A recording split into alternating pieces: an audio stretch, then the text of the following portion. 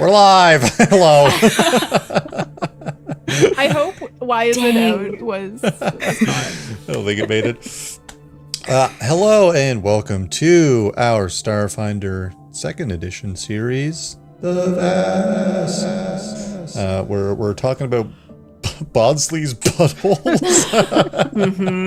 You have to tell everybody. No, they got it. The people have Let's to actually bring it to the forefront. We need to talk about it. Some shit you can keep to yourself. in this chat, never. Hey, why don't we look at all these lovely faces that I'm staring at right here on my screen? Why don't we, including one in the background, Evil criminal. Why don't we go around and say who we're playing and anything else related to that? Starting with our special guest, Erin. Okay. Hi, I'm Erin. I'm playing Iapetus, moon giant historian who was recently saved by the rest of the crew from being tortured in prison. You know, sometimes you just get rescued. Speaking of, I was trying to come up with some kind of transition there. And that wasn't torture. That wasn't torture. And I was like, I'm falling on my own sword. There we go. Ben, save me.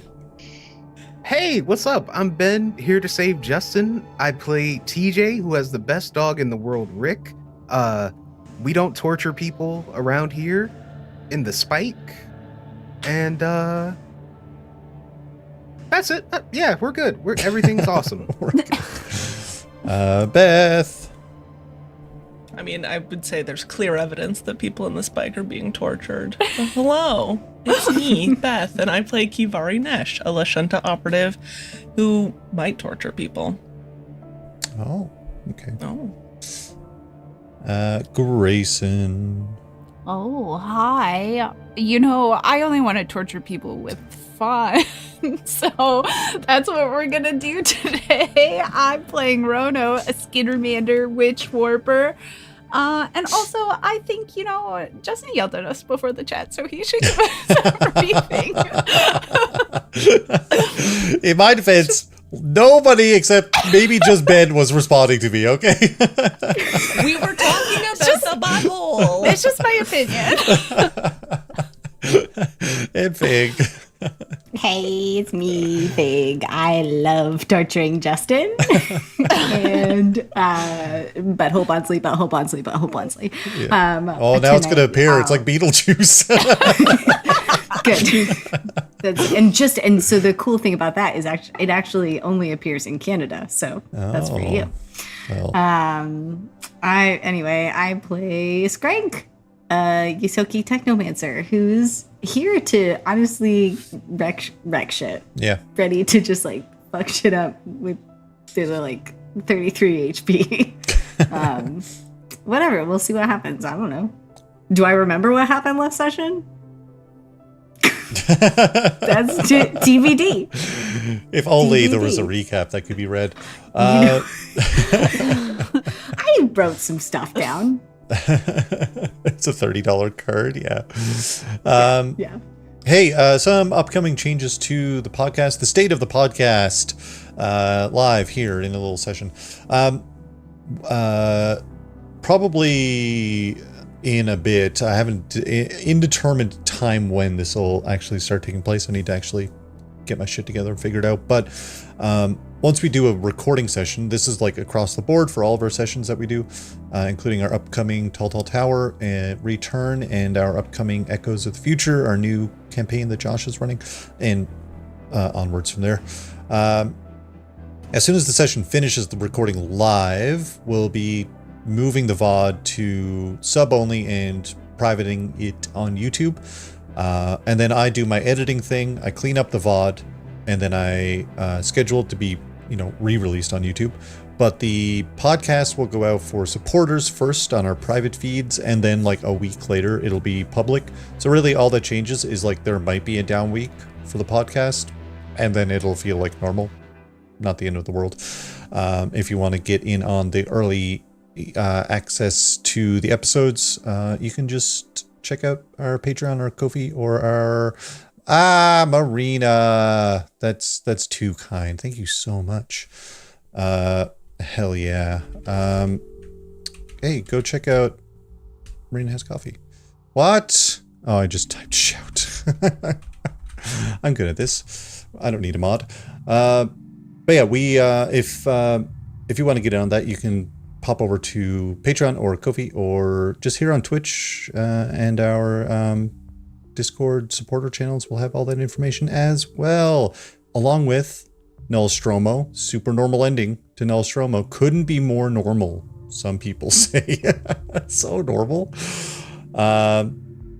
What else? I think that's it. I'll say more stuff at the end, probably. Oh yeah, Patrick is a mod. Sorry, Patrick. Well, when I'm here, I'm alone. I feel modless. Oh, anyway, why don't we end my suffering and get into this episode of The Vast.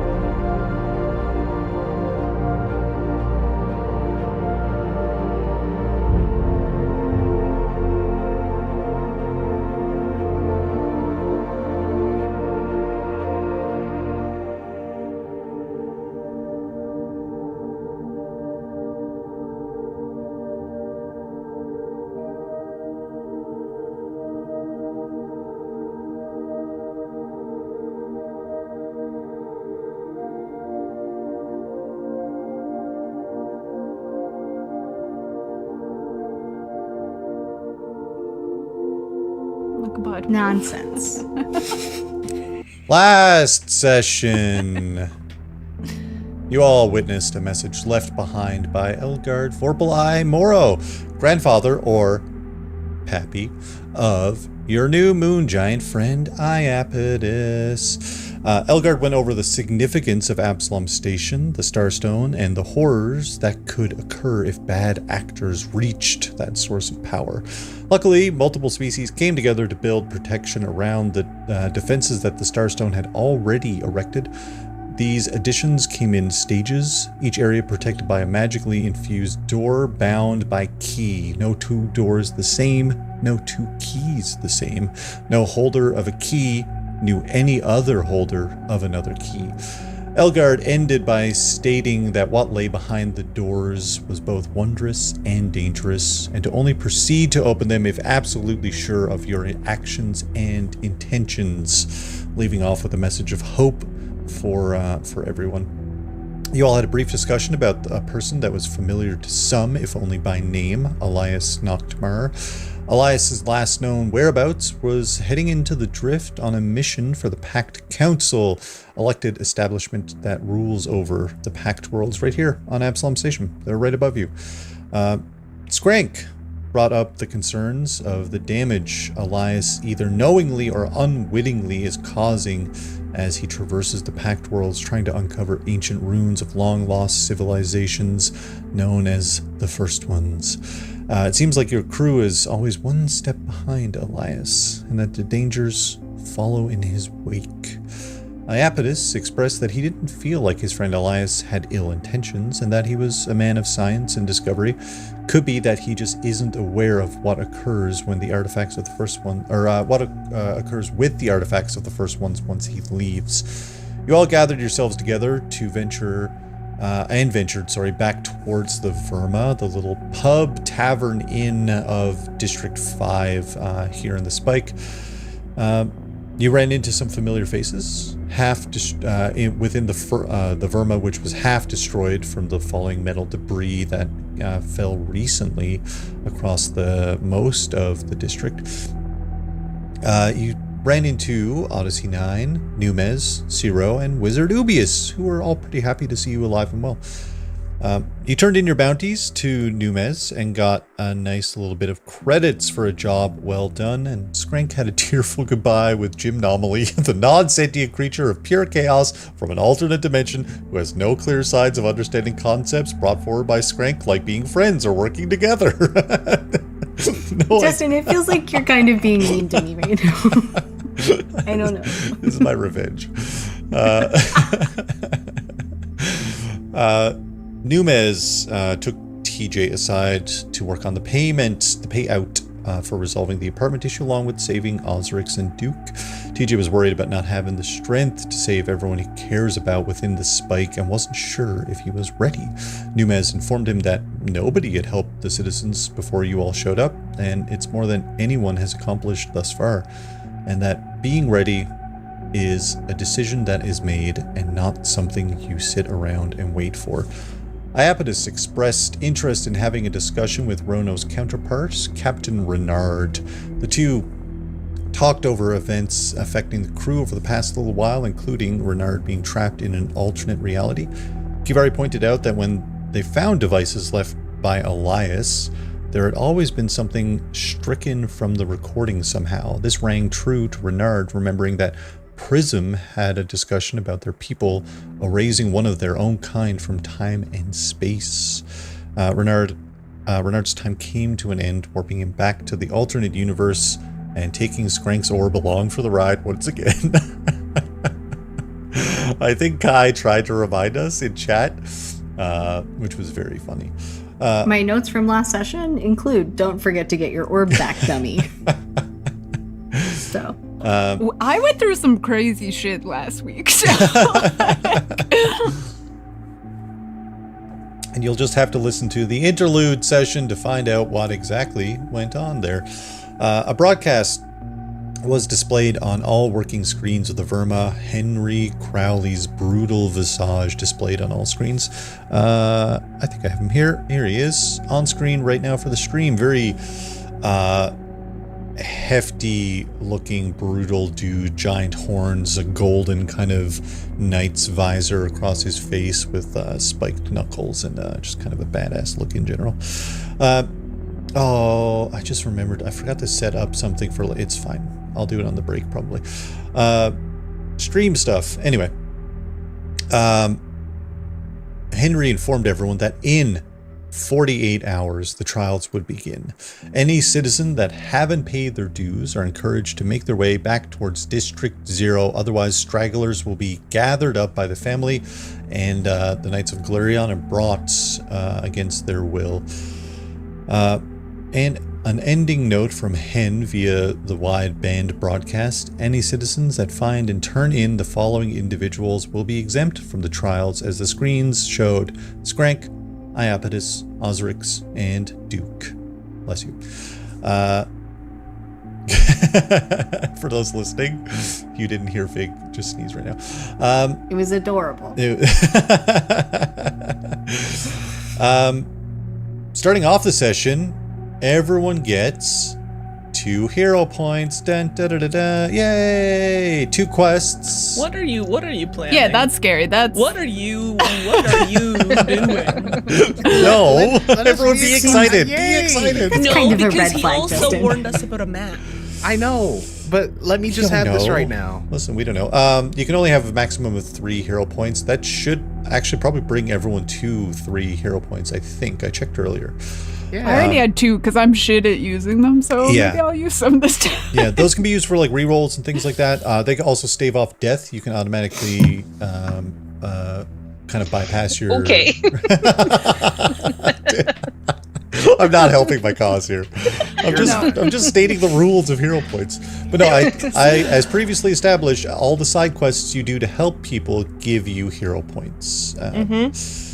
So you got some earlier when you took care of the signal tower. You would have got some hero points and stuff like that.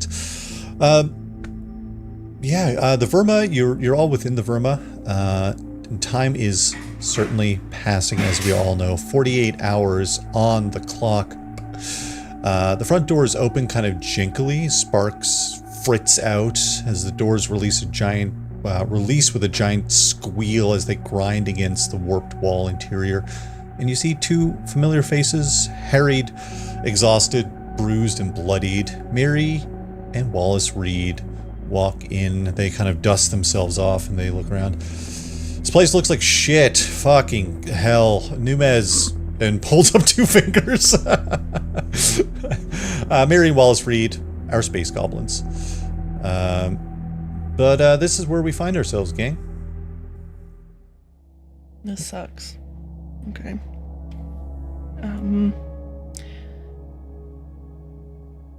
I gather you lost, Mary. Yeah, it just a game of numbers, right? We thought maybe if we caught him by surprise, we'd be able to, get the upper hand. They just have the knights working for them. They have their own thugs. They're dead people. Using dead people. They're using some kind of. I don't know. Some of the thugs look like they're using some pretty high-tech weaponry, which was new and annoying. We think some of our people are missing. We had our little colony of space goblins down there. But not to mention, they might be in tubes. I think we might know where they might are. be retrievable. Okay. Oh, you mean like not the good tubes, like not the. Or Not they're the good tubes? Or They're good good tubes. What good tubes? Like a yogurt tube. Mary Also, holds up a shot glass. Good tube. Good tube. Okay. Okay, good tube. Those I've never had one of those. Yogurt tube, very good. I meant Spospert. I meant the tubes that we could walk in. Oh, The like hallways. underground. Yeah. Tunnels. Oh. Tunnel? Okay, the Yeah, tunnels. no, Okay. I'm talking about the No, red bad. tubes on top This of is the the sleepy tower. pod people. I thought maybe tubes. you were maybe some of these goblins went into the underground. Oh, I don't think we're that lucky. Oh wait. No, bad tubes. I think they're in the bad tubes. At best, honestly, they're in the bad tubes. At worst, they're dead and being puppeted. Oh. Wallace looks over. Well, what kind do I need to? I might be able to bisect someone. I'm not afraid to do it. Yeah, we know. believe you. Yeah. Listen, yeah. I've cut Always- down a dozen knights out there. Those stupid fucks. Yeah, the problem is they just keep bringing them back up. Not all of them, but apparently there are some who are valuable. But if Wallace bisects someone, I don't know what she's capable of, the one bringing them back. okay. I'm glad you got my train of thought. Oh, sorry, I interrupted. No, No, you understood. Synergy. Do you think Hen is the one who is bringing them back? No, I think it's Stridgy. Oh, I get a bad vibe from I think her. Osrix and Oh, right, she had the... She Iapetus. had the red eyes. I think both of you kind of had an inkling that Strigy was a pretty powerful magic user. Yeah, I think that. I mean, truth be told, none of them are fucking good. We watched Albert fucking turn a guy into jelly. Like, it was no problem. And that guy looks like I could snap him over my knee. But I don't think that's the case. Wallace walks up to the bar and like reaches behind and grabs like a rag and starts like cleaning blood off of his sword. Oh, I thought you were going to say off the bar. That's very Ko kind of like is looking around. Yeah, I don't know what Gideon. They've got to follow protocol, so I imagine they're trying to get in touch with someone up top. But I managed to get a message out to the stewards. This is the exact kind of situation they help out with. But they're a small team, and there's a lot going on in the Pact Worlds, you know? So Yeah, it's just like, this feels like beyond protocol. Like well, that's they've moved in, They're like a weird little parasitic being. yeah. I mean, I don't I don't want to speak for TJ, but I think our people deserve a lot better down here. And I'm willing to do whatever it takes to make that happen. I am too. You Right. mentioned weird new tech that they had. What'd you see? Mary like wheels around and like brings up a little display on her device, and you see like a POV of her gun, like some kind of first-person shooter, just She's like got a GoPro on her gun. taking down a bunch of Nice. a bunch of thugs. That's awful.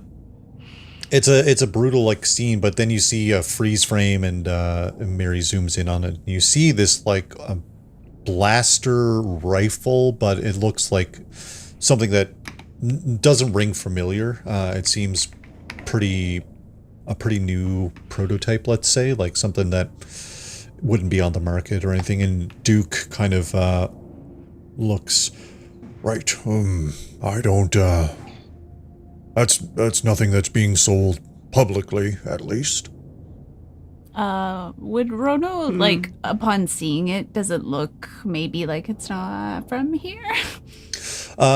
No, I don't think Rono doesn't get like a vibe like that. I can tell you that Okay. for certain. Is it like some life innovations bullshit? Life innovations don't really tend to do No, traditional. it's Aspis, isn't it? Ichihara Holdings not- Ichihara. are a very Ichihara Holdings. That's what I was That's saying. our Sorry. friend. That's our bug friend. yeah, Our they're bug friend. a very That's our bug prominent friend. weapons Yeah. dealer. Dr. Lati. Lati. Lati. Who seemed frustrated with, Ichihara and Us? the whole Oh. situation. And you, Yeah, for their sure. contract. No, Lati and I are friends. Have we seen Dr. Lati around at all? I think we Numes- checked in on them though. Numes said they were here, but they had to go back to work. But they usually show up every night, give or take. Gotta clock in Yeah. to your 9 to 5. They're on a Big thing contract. you're- going on. And then you're 9 to 5, you know? Yeah. Yeah, it's tough. Mary looks around. We're going to chill for a bit, but I caught a glimpse of that announcement. And myself and Wallace were thinking maybe we can, two of us can head out, gather up people, bring them here, and then looks at Ciro and Wizard Ubius. And maybe we can hold down the fort while you guys, like, peace of mind, we've got a lockdown here while you guys take care of whatever you need to do. Yeah, that works for me. Mm-hmm. Yeah. I think Keep between people safe here. between the four of us plus Numes, I mean, I think it'd be a hard time for a lot of the family or knights to get in. Worst to worst, you guys can take to the tunnels. I don't think Yeah, TJ didn't recognize them, so it's probably a pretty safe bet that they're off the family's radar. I think. Would it be? Yeah. Go ahead. No, go ahead. Would it be crazy of us to open the door a little bit and then whatever's going on down there, make sure it's cool and chill, and then hide people in there? In the tunnels. Oof! You In know. the ghost Yeah, layer? the The tunnel. ghost zone? The ghost levels? The ghost zone. Maybe- Open up that first. Yeah. So listen, open up that first. Hold on, hear me out. Okay. Okay. Okay, I'm good. Let me Open cook. hearts, open minds. What if we? What if this is a blue sky period? Yeah.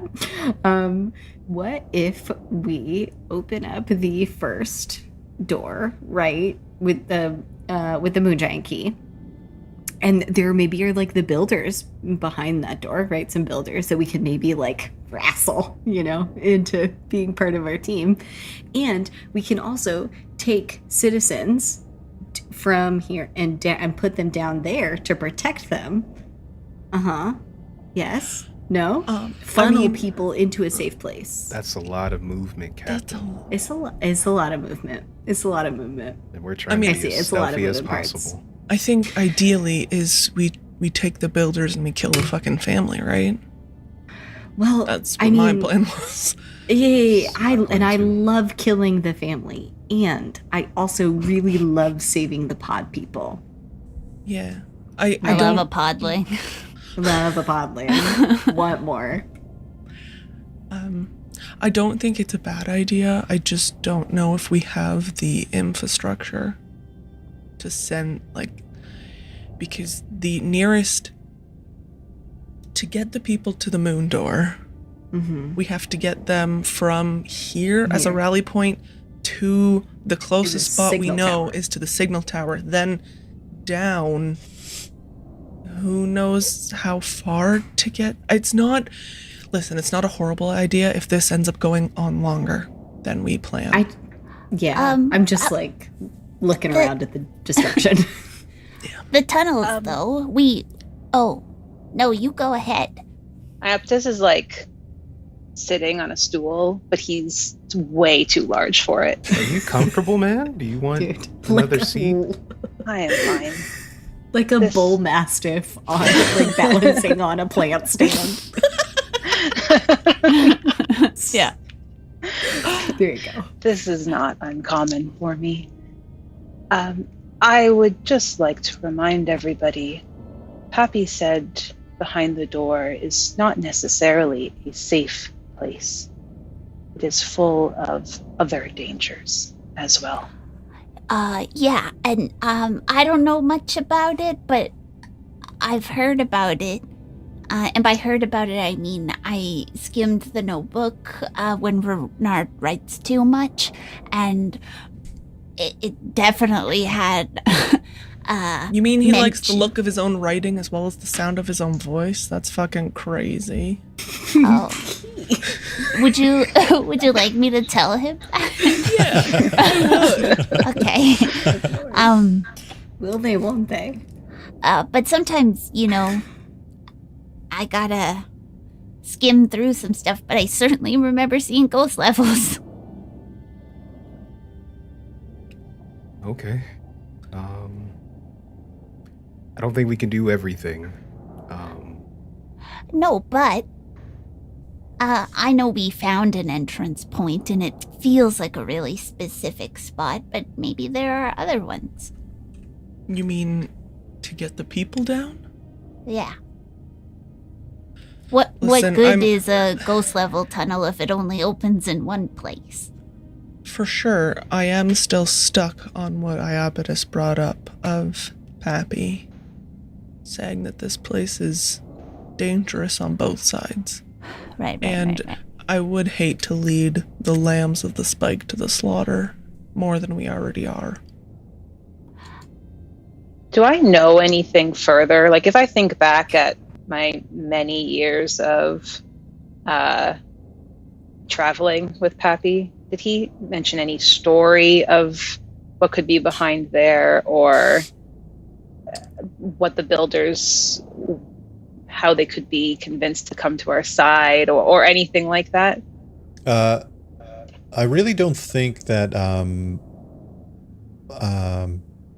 anybody really knows too much about what's exactly behind the doors or the operations of them. It's kind of like word of mouth passed down, and what he conveyed really kind of summed up the majority of what he would have known. And they had already, by the time you were a child, they had already had the door in place, and so they wouldn't have been back there from that point onwards anyway, right? Is the door recent? No. Or is it ancient? It's ancient.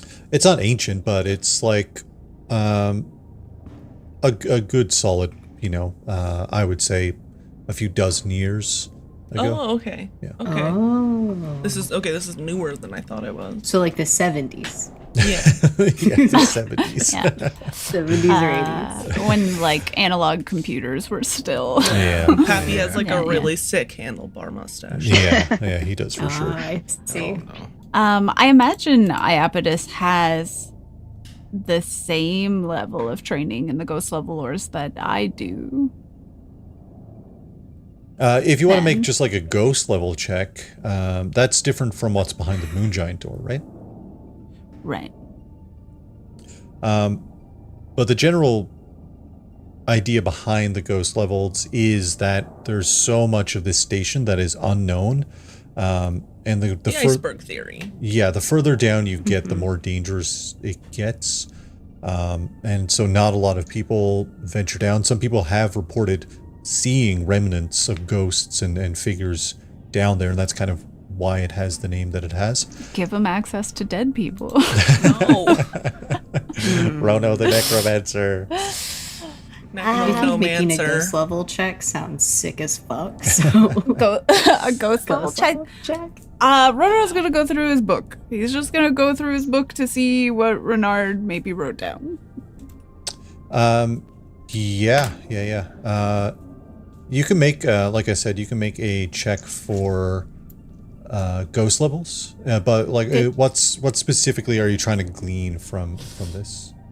Like what those sort of dangers are. Like what are we leading people into? What are we, if we're using them to like hide people, is that a good idea?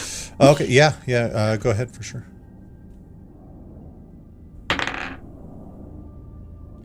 24. 24, incredible.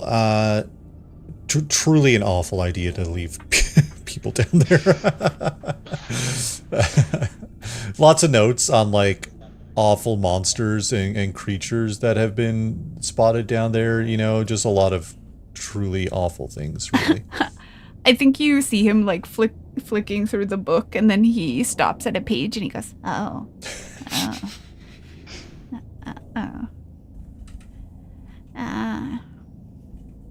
Yeah, probably not a good idea. Skrank's gonna kind of like just look over Rona's shoulder and be like, oh. Yeah. Maybe we stay at the Verma. Maybe everybody stays at the Verma and it's fine. And it's cool. And that's good. Keep the pedestrians at the Verma. How long does your R&R rest last? A Is it just while. A day? Yeah. But Rono has to be within. Yeah. Yeah, I gotta be inside making waffles. Oh, Specific. Must be making that's the stipulation. What do you not They're get to ramen, sleep when right? you're in there? Oh no, I do. But I'm kind of like last time when we had noodles, I was just like Oh, you're like them. stirring while sleeping. Yeah. Sleep stirring. You can get like those automatic stirrers. It's that we're losing the plot here. Ko kind of chimes in. I wanted to bring this up too. I've been thinking about it just kind of based on what you're all talking about. And given the broadcast and the announcements that went out for some of you to be turned in, I don't think you're going to be able to get back in the tower the way that whatever way you managed to get in. No. I feel like they're going to We have ruined that. it when we were there, Co. Yeah, no, Yeah. for sure. Yeah.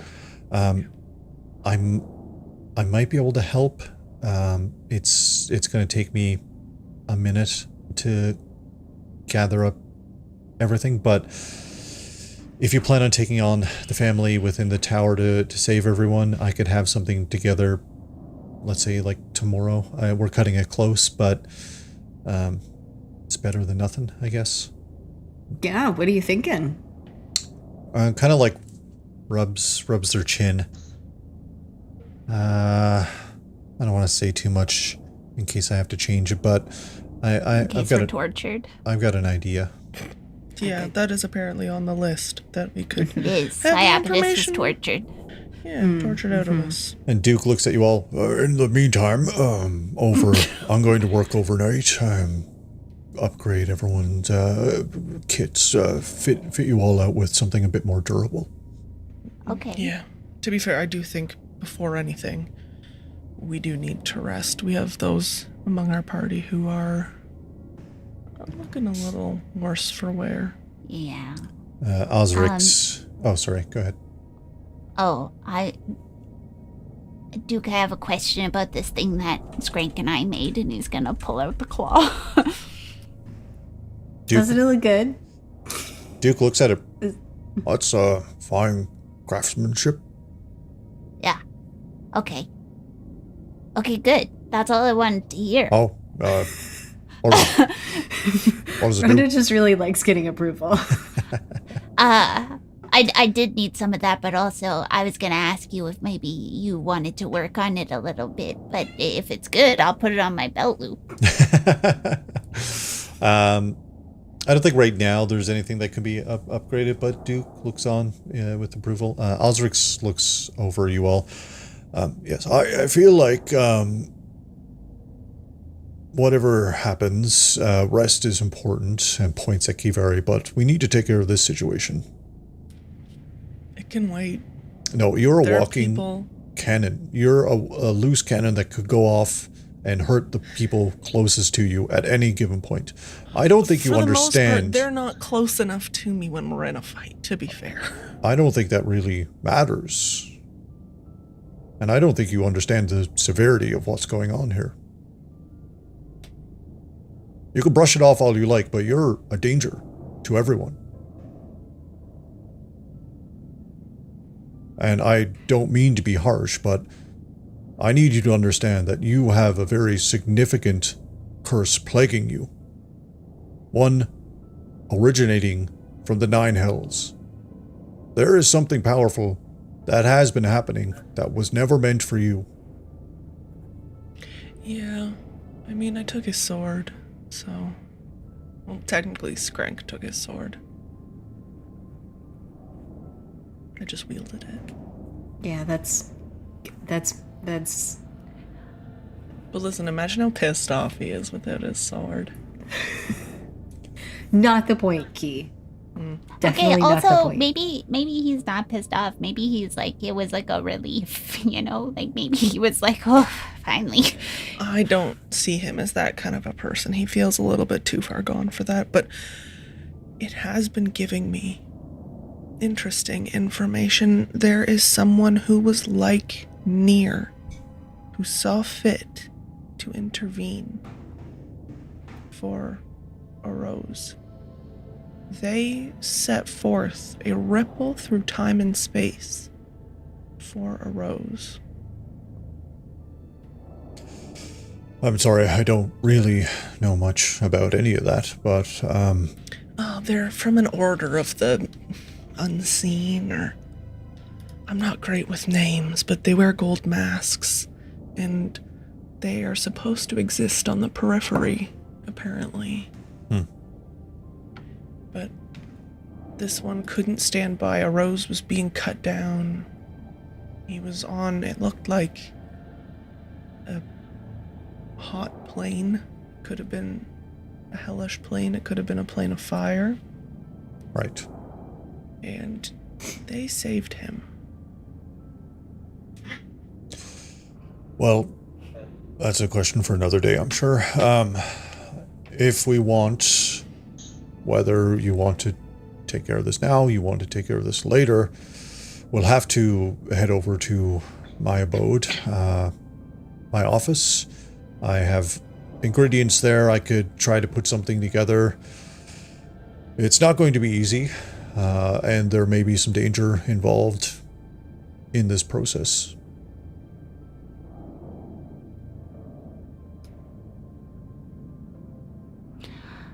I mean, ultimately, it's up to you, Kivari. But if I can have my 2 cents... I have 2 thoughts. Oh, literally 2 cents. Oh my goodness, the rats. Previously established Barcat. My first thought is, you just said that guy was too far gone. Are you scared that that's gonna happen to you? The longer you hold and wield that sword, the stronger the curse becomes. The more difficult it will be for the doctor to remove it from you. Exactly. Second thought, Doctor. You just said it was really dangerous and it could be bad and it's really scary, and then that means we're down Kivari. And I've seen Kivari punch a guy, and I can't punch a guy like that. I mean, yes, but what if you are the one that Kivari punches? Well, I didn't really think about it. I'd forgive her. If you were alive You would. to forgive. Are you saying I'd be dead? I'm just saying what's happening is dangerous, and I Okay. would like to convey the gravity of the situation to all of you. Yeah. I hear it. Ultimately, Kivari, it's up to you. I'm gonna make our bed and breakfast. Get some noodles started.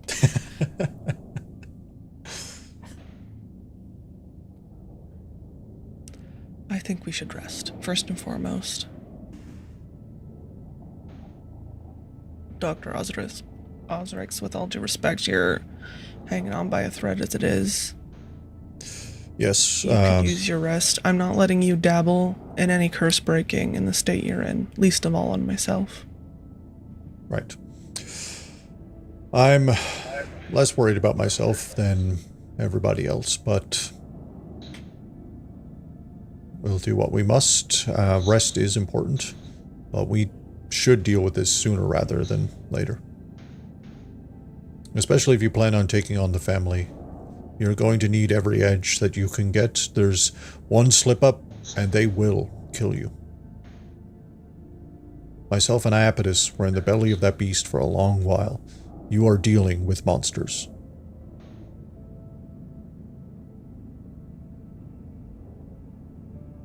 I do not wish upon anyone what I experienced there. Carmilla, Camilla's in our call. Tell me what I'm doing, Justin. Business Beth pipes up, raises her hand. Yeah, pretty vile. I can vouch. Pretty vile stuff. Yeah. See, my thought is, you bring a monster to a monster party, you know what I mean? And then you kill everyone around you. Great. Yeah, You the family, succeed. you drop me in the middle. Yeah. Yeah. We'll see how that goes. If you think You know, it's for going a to turn out doctor, you're best. being a big naysayer right now. I Not, don't think I've ever said I was a doctor. I said I was a mystical practitioner of the arts. I'm very good at what I do. And things I do know are curses and other afflictions. and something about dead people. We've established previously, I don't... Justin lost the words. Oh, I don't differentiate between the living and the dead. If a person of undead persuasion needs my assistance, I'll help them. There's an entire planet out there called Eox that is made up primarily of undead people. They need attention just as much as anybody else. It just happens that it is different. I'm just, again, trying to convey it's great you all have upbeat, positive attitude about what's happening. I encourage that. But there is a gravity to this situation. And to your situation, Kivari, and to how that may or may not affect everything else. If these, your friends, your crew are relying on you, and you have a chance of letting them down against your will, I don't know if that's worth it. There's a lot riding on this. I want to see our home, TJ's home, Ko's home, restored as much as anybody. And I'm willing to put my life on the line. But I'm not willing to sit here and let any of you charge in unprepared. I'm tired of losing people, and I don't want to see any of you fall to these monsters. So I'm sorry I'm coming off a bit harsh, but it has to be said.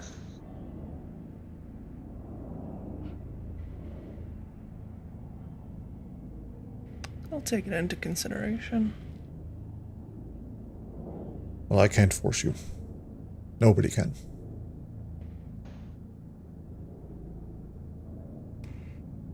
You said you just need us to go back to your workshop and you could assemble some ingredients and...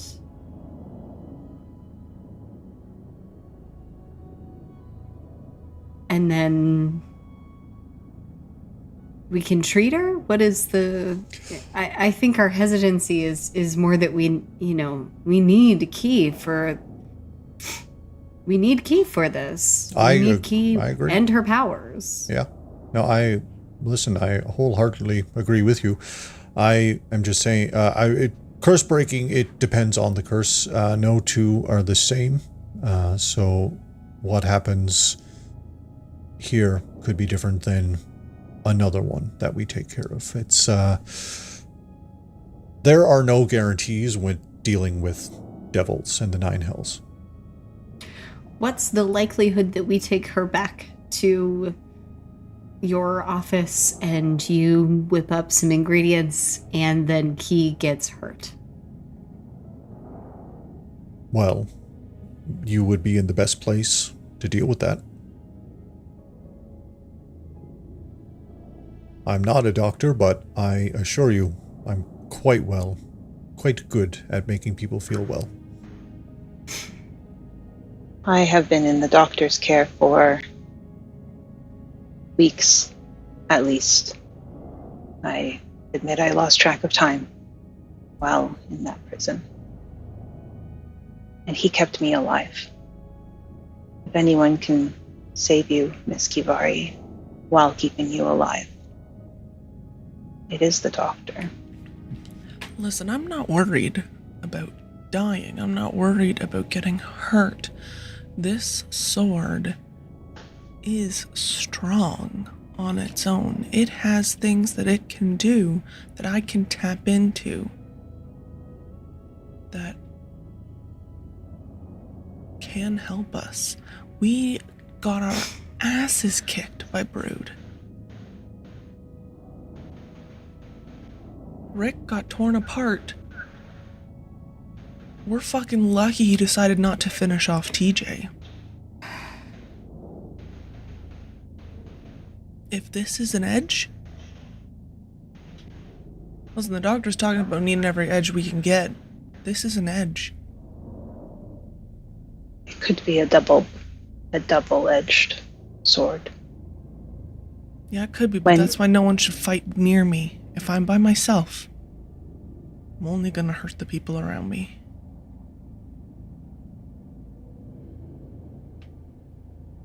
That's a big risk. This all is a big risk. There are people in pods. They're about to start some sort of heinous games. And we're worried about me and a sword. This feels like after stuff.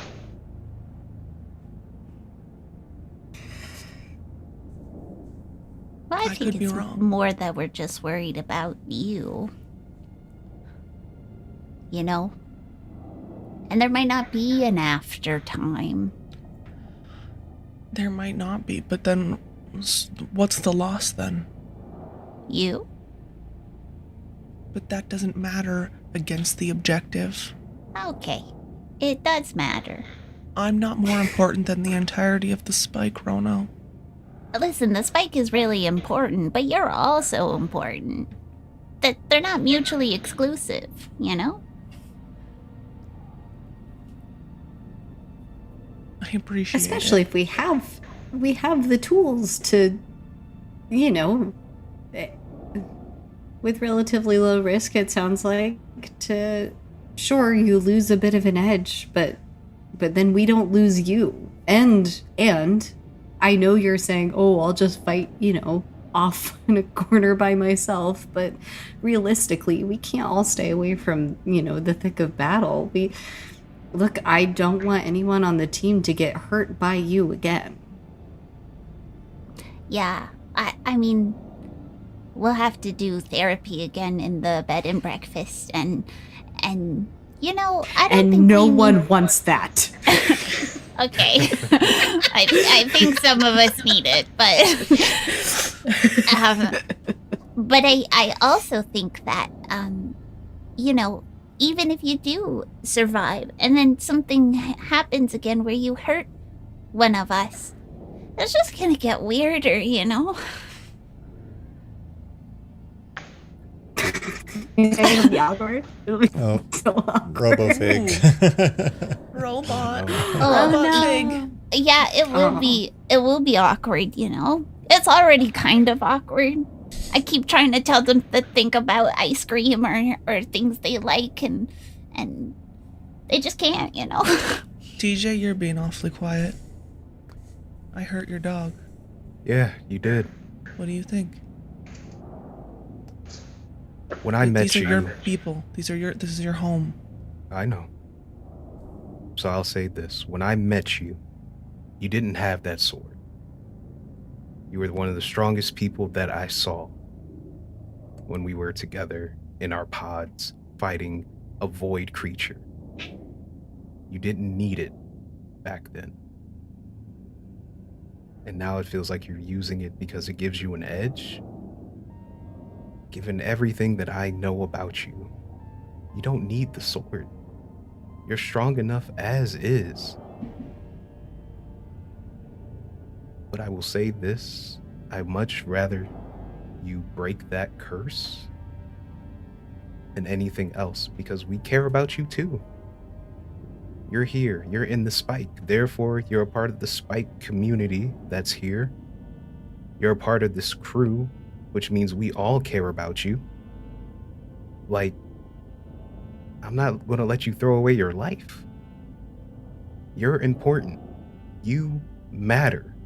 You may not think that you do because you were raised as a soldier, but you matter to me, you matter to Rick, you matter to Skrank, you matter to all of us here. And Rono too. And maybe Iapetus. I don't know. He just met you like 30 minutes ago.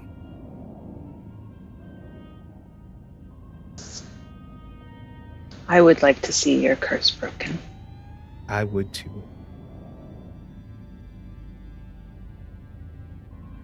Duke's here willing to give us an upgrade and stuff like that. I could give you my claw. He can. So you have options here.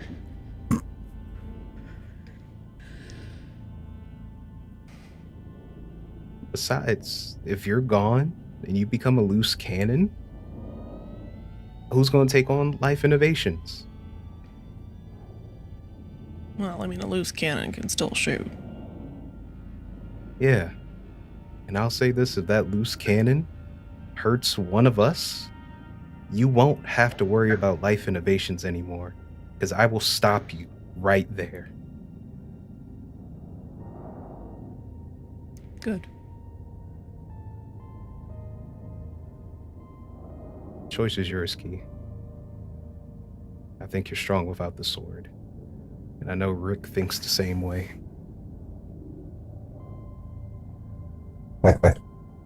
See?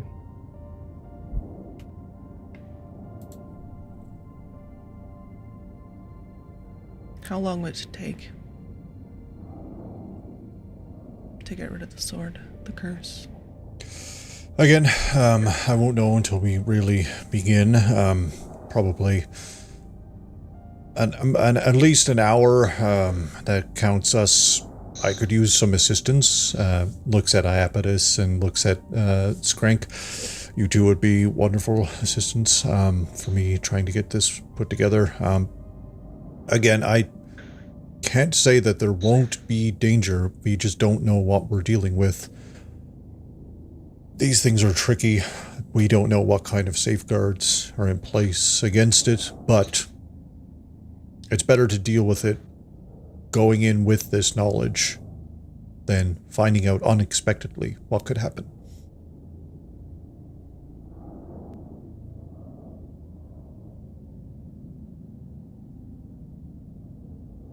If this is what the group wants. I can hold your hand. With all 6 ears. Yeah, I realized I wasn't needed, so I figured I could do something. I did some water You and for TJ everybody. you could probably do something here, help get us set up so that we can, maybe help like Listen, Yeah, we don't okay. know. You know, Marianne Wallace take we care don't of some know maybe what's gonna prep some come stuff. through. Yeah. We might end up needing you a little bit more than you might think. Your connection between dimensions has been useful. Maybe it'll be useful among planes. Maybe. I don't How do really you feel think about it warm like weather? that. Well, Yeah, me too. I mean, it's nice. All right, what do we need to get? Well, everything should be essentially in my my office. Might have to just make a quick pit stop, but on the way, there's the infosphere that's got like a little shop inside of it. I just need like a little gem or something like that. That's fine. They sell them there. But if that's what we want, we can start tonight. Again, it's not such a good idea. You look like you're about to tip over. And actually, the big guy looks worse. I'm happy to take a rest. How about Alright. some of you rest? Shay Rono. I want to at least talk to you, Oz, Duke, and Carmilla about getting your stories out there at the very least. Yes, happy to share. Yeah.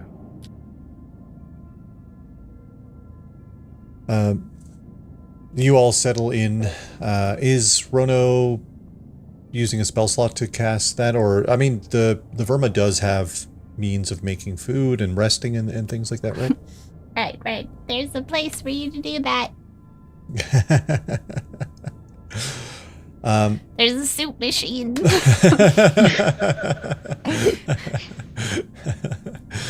Rono can do whatever Rono wants to do. So in terms of what's happening now, we've got 48 hours. We'll just call it a clean 48 still, but every kind of thing that we work towards will take time. Short rests, or like a short rest is at least an hour, but obviously that'll give you all a chance to patch up a bit and things like that. A long rest would be 8 of the 48 hours.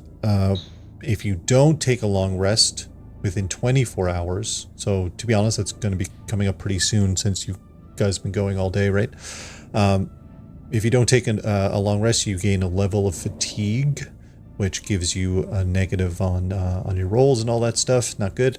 That builds up the longer you don't rest. But there's, again, things to take into account in terms of how much time you have and what you want to accomplish in that window of time, right? Luckily, it's not a huge location. Like, if you guys were to venture, like, the Osric's office, not that far. Doesn't take that much time to get there. We'll just count that in the overall, like, hour and a bit that will take. If you guys wanted to go back to to find the Moon Giant door at some point in this 48 hours, that would be heading back to the signal tower, down to the basement, through the giant conduit door, onwards to try to find it, right? So that would be more of an endeavor than heading to Osric's for this, for example. Anything else, we can kind of figure out how much time it may or may not take as we go, but as of right now, we have a big 48, 47 if we're going to take this short rest. I mean, I'm fine, but I feel like some of us aren't. Some The of us elephant have in the 5 room. hit Oh, points. rest. Yeah, TJ and Rick are good to Rest. go. So maybe long rest. What do we gain from a short rest from a mechanical perspective? Hit points. You know what? I should have looked up the rules. Hit points, healing, and dying. Will this tell me? Nope. Skrank and Osric's have the ability to essentially restore hit points over the course of a short rest. Skrank has their battle medicine, and Osric's has something similar. It's more of a ward, Like he can treat multiple people at the same time, sort of deal. While I look up, they put it in a weird part of the book is my problem.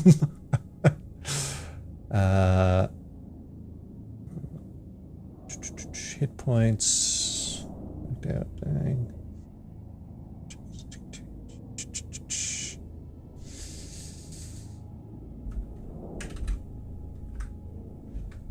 I'm gonna give up shortly finding this because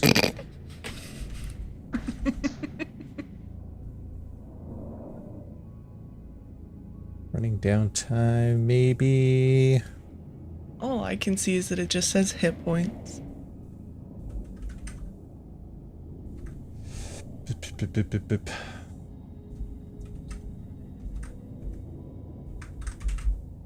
All the stuff I see is just for taking a long rest. Yeah, long-term rest every 24 hours. I think you'd have to use. I'm gonna just say we'd have to use the feats that we have taken in order to recover hit points, which is fine. And like I said, Osrix and Skrank at least have some benefits for that, right? They have skills and feats that will be able to assist in that.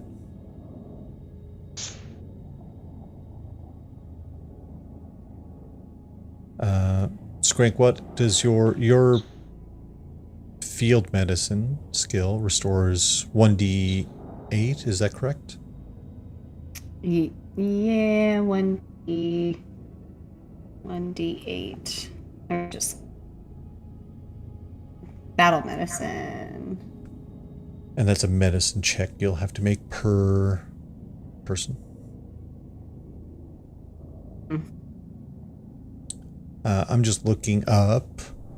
Osrix has some stuff.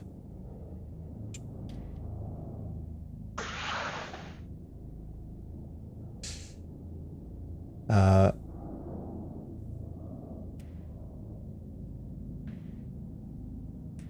Osrix can treat up to 4 targets with a medicine check. He has the ward medic ability. And I think even with... Yeah, he's got a crazy high score. Yeah, Osrix nails it. I think that's actually critical success. So 4 people, we'll say Iapetus for sure. Maybe Osrix will tend to his own wounds. 2 other people. I fucking hope so. If he's gonna start poking around in my aura, that'd be good. Is there 2 other people that... It's Skrank. I see a sheepish Skrank, yeah. Yeah. Skrank for sure. I'm good. I'm full. Yeah. I'm also full. I'm also full. What about and Duke? Rick's full. Yeah, he could take care of Duke as well. That is totally fine. So that'll be field medic. Or sorry, Skrank, what's the name of that skill? Battle medic? Mine is battle medicine. Oh, medicine. On a attempt medicine check. Oh, treat wounds. That's what it's called. We did it, gang. Oh, 4d8 hit points. So if everyone wants to roll 4d8 for yourselves, everyone that was just listed, I'll do it for Osrix. Boop, boop, boop, boop. Great. He recovered 19. That actually... Oh no, that doesn't put him at even close, but... Cool. What else are we doing during this period of time besides rolling hit points and all of that?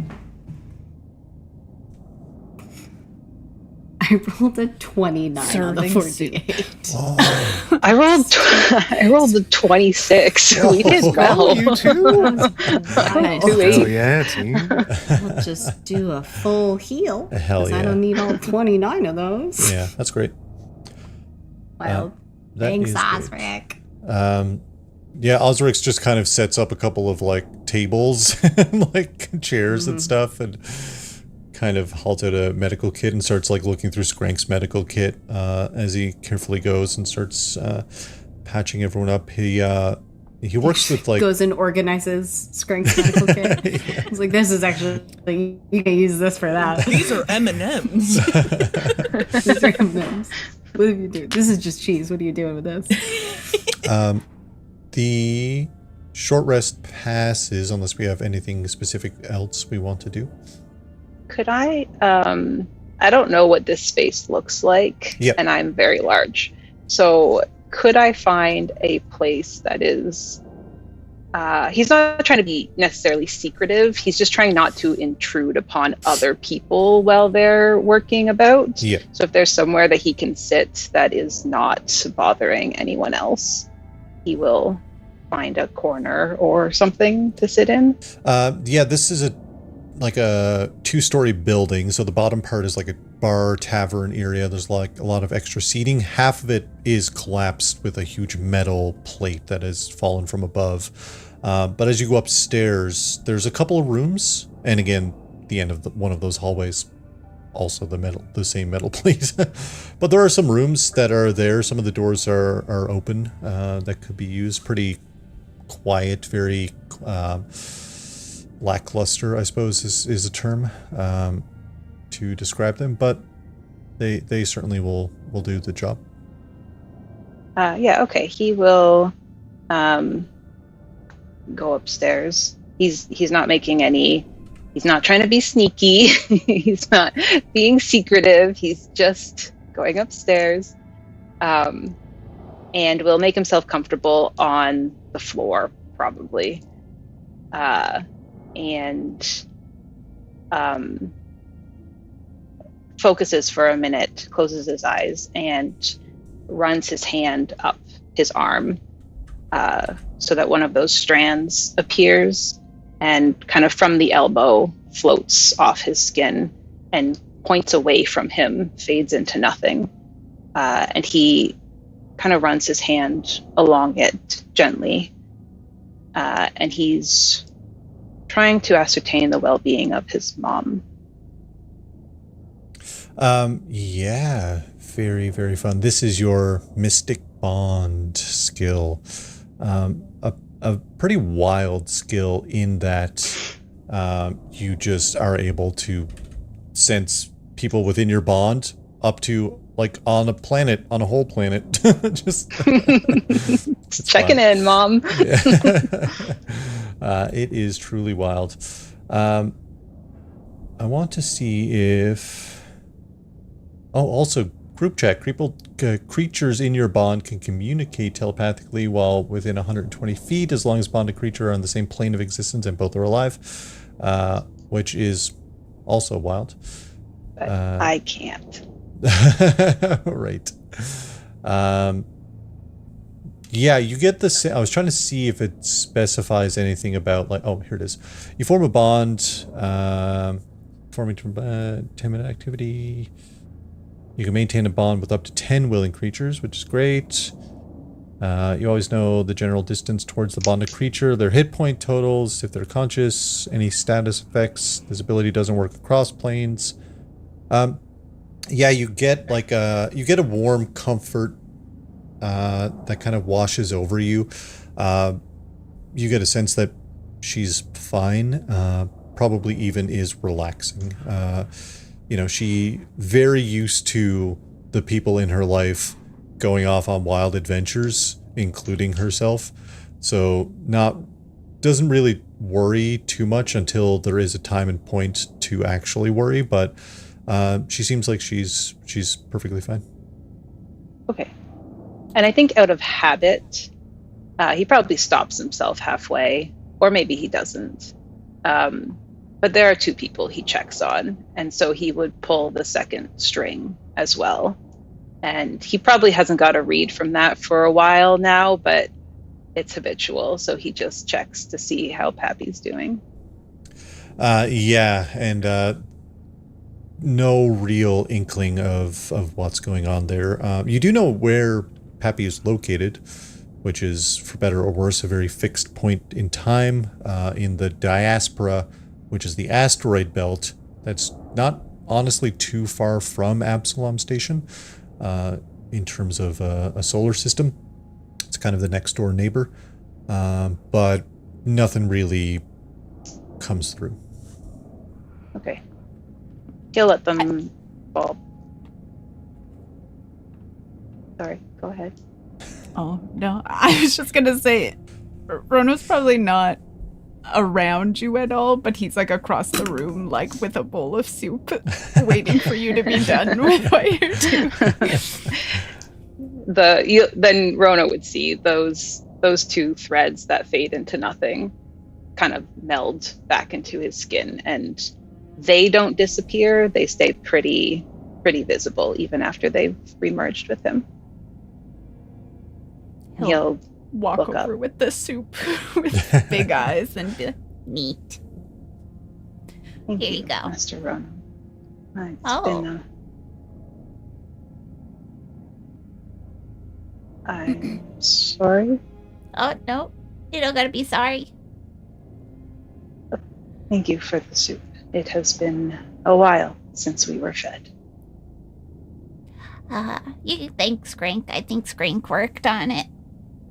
That is very kind of Captain Skrank. Okay. Oh, you are welcome to join me if you wish. Oh, yeah, sure. I'm finished what I was doing. Oh, what were you doing? You don't have to tell me. It's okay. I realize I may be asking too many questions. I do not mind. Okay. I'm What were you happy doing? to explain.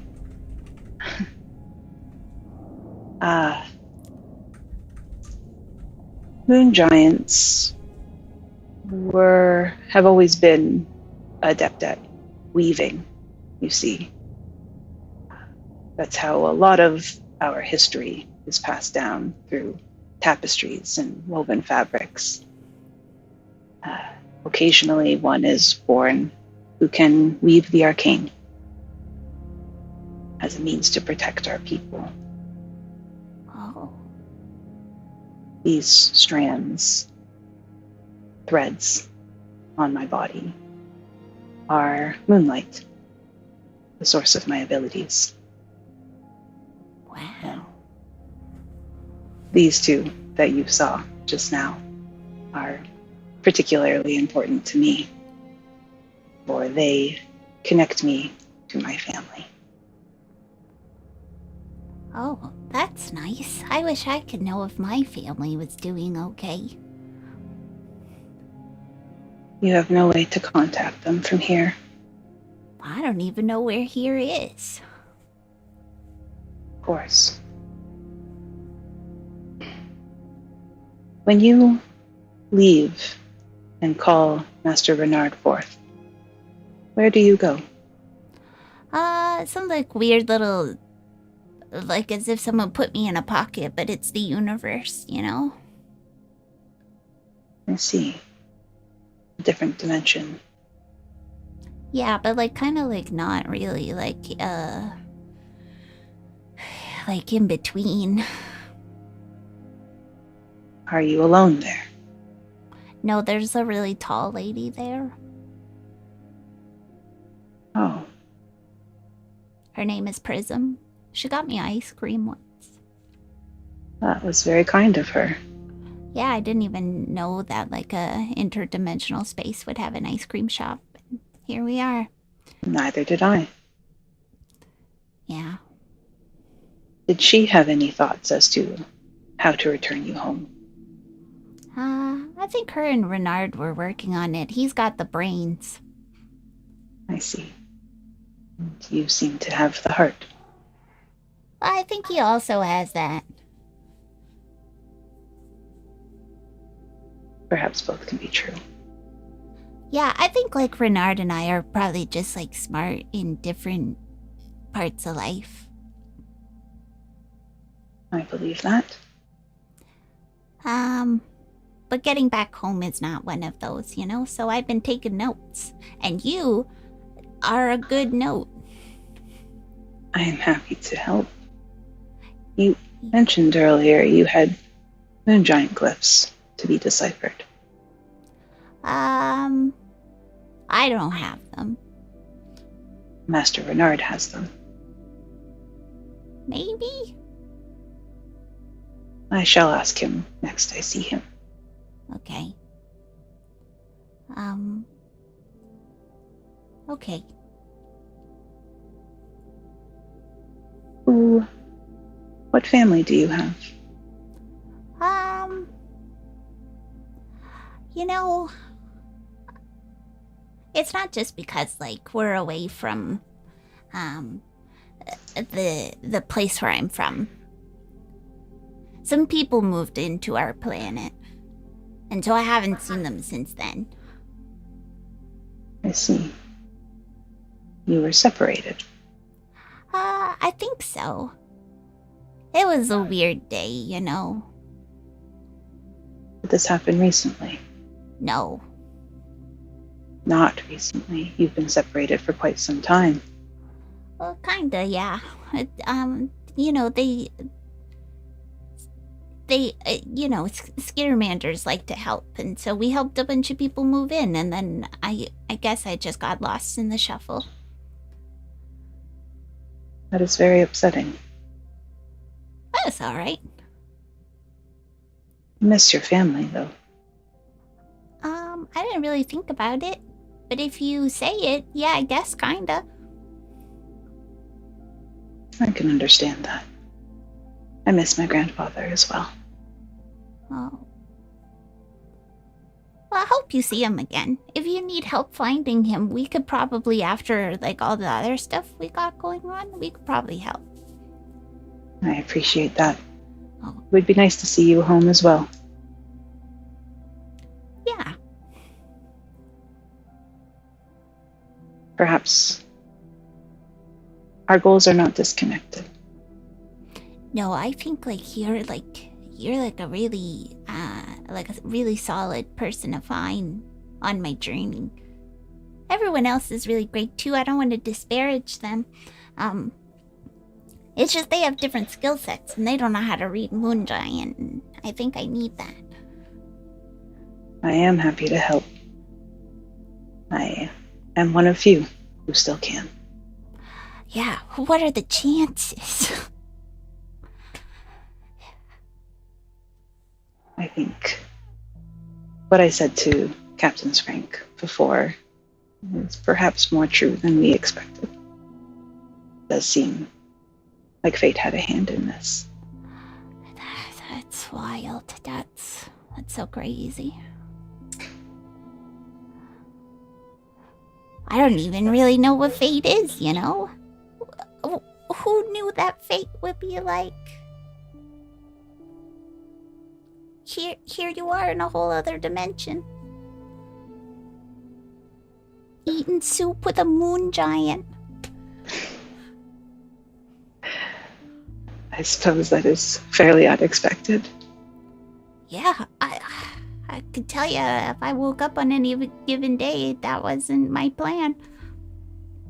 I imagine, yes. You know, I killed a guy. And Is that so? I never planned on that happening in my life. Rory, have you been fighting against the family long? Like 4 days. I think TJ's been doing it so much longer. It's just like they found me on ice and now I'm here and like, well, I gotta help. TJ's my friend, so. Yes, you do seem to be the heart.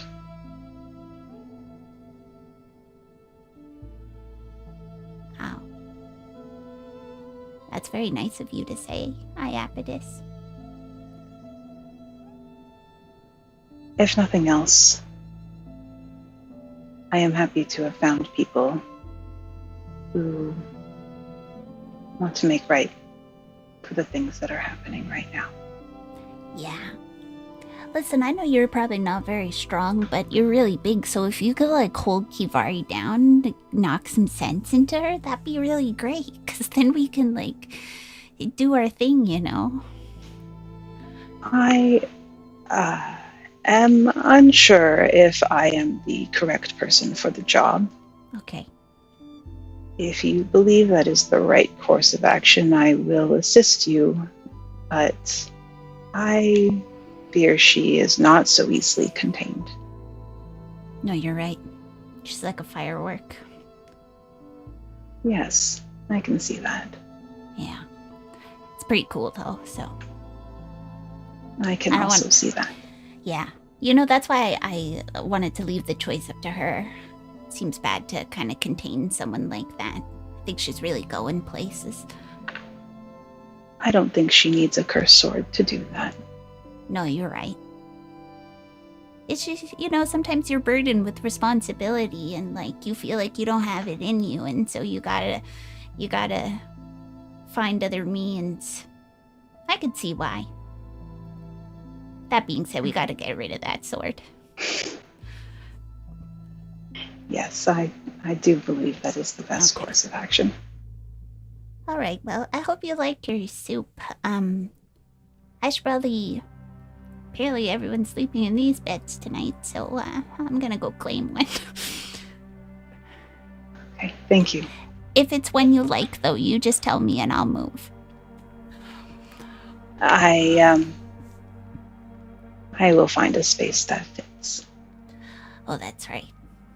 It's a real Goldilocks situation with you, I'm sure. Yes, I am not unused to this. I appreciate the accommodations regardless. I'm just saying, if I opened my bed and breakfast right now, Shay Renard... No, Shay Rono, he's taking over. If I opened it up, I could make you a bed of perfect size. I am curious about this facility you offer. You want to see it? Okay. I would love to. He's gonna make a cabin despite everybody already deciding. Yeah, you use the spell slot and you cast the cozy cabin. A door just kind of... I feel like you both look and it feels like the door has been like in the wall the whole time, but it's not the same door that you walked in through. There it is. Comfort. It's been here the whole time. You created this. Yeah. I don't even know how. It's that fate thing, you know? All of a sudden. It is similar to the walls you manipulated earlier. Yeah, kinda. It's fascinating. Thank you. Am I able to stay in here? Yeah, definitely. I also have to stay inside, though, before it goes away. Give me a second. He runs inside.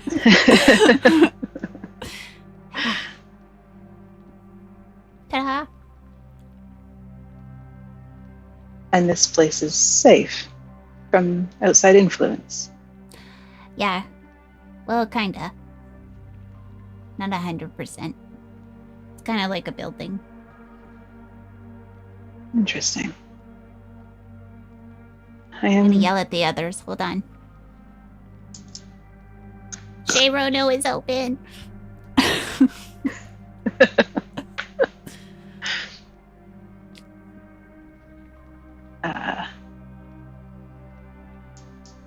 Do you have to maintain this magic?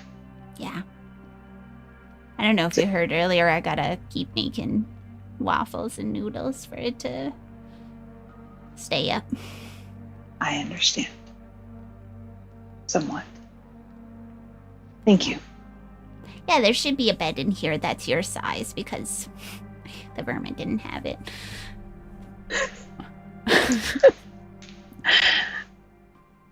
I appreciate your help.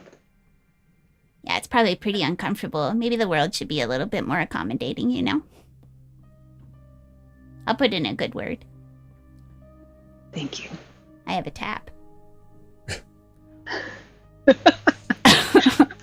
I feel like, well, whomever else is obviously can all head up to Shea Rono. Is there anything else anyone wants to accomplish during this? Well, TJ, you during this time wanted to have Osric's. Now Iapetus is upstairs, but you can always edit them in, and Carmilla to go over the accounts of what's been happening. Yeah. He just wants a record to show people this is what's happening, and I'm not going to let history forget what the family has done to these people. Yeah. What kind of questions is TJ fronting to them? Probably how long they've been in there, where they originate from, just so people can see, like, it's not just people up the spike being affected with, I guess, Iapetus, if he's not from here, to show that this could happen to anybody. Probably just asking them to identify, or at least describe, the people that tortured them and harmed them. And I think the last one is probably,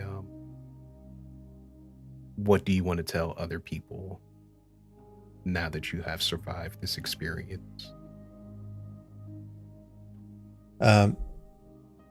Yeah, I feel like one by one you sit down for these over the course of like the hour or so to discuss with Osrix and Carmilla, and then you probably hunt down Iapetus at the end, upstairs with whoever else might have gone up there.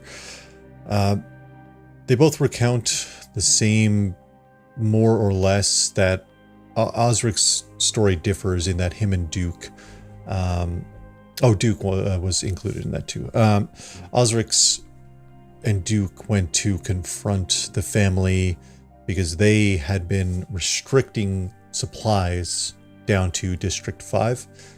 So they went to, as like, two pretty notable members of the community, they went to take it on and demand that, the flow of goods open back up for everyone in District 5. And from there, they were brought into the actual thoroughfare between the Spike and Absalom Station, where they were essentially cornered and forced into the holding cells. From there, they'd been tortured and questioned, and before too long, another figure was thrown in with them, which was the moon giant Iapetus. Carmilla goes on that she, as previously said, worked in the thoroughfare in like the customs area, as like an executive overseeing the operations.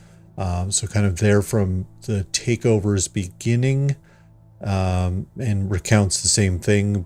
There used to be a lot more people that were held there, a lot more employees, a lot more people that were passing through. The holding cells were pretty full, and then as days went by, less and less, until it was just only a few people, handful of people remaining. Obviously, Iapetus' story is a bit different, where Iapetus recounted that Strigi was trying to get information about the moon giant door, about what was down there, about how to access it, about essentially the secrets that were being kept from them within the Spike itself. But overall, you get like a clean, like 30 minutes of cutting between these stories, broken up by these people of the horrific events that have been going down, not only between the takeover of the family, the politically appointed takeover, but also that the Knights of Galerion had been involved in assisting with everything that's been going on down here. So I think you put together like a very well documented package for yourself. Oh yeah.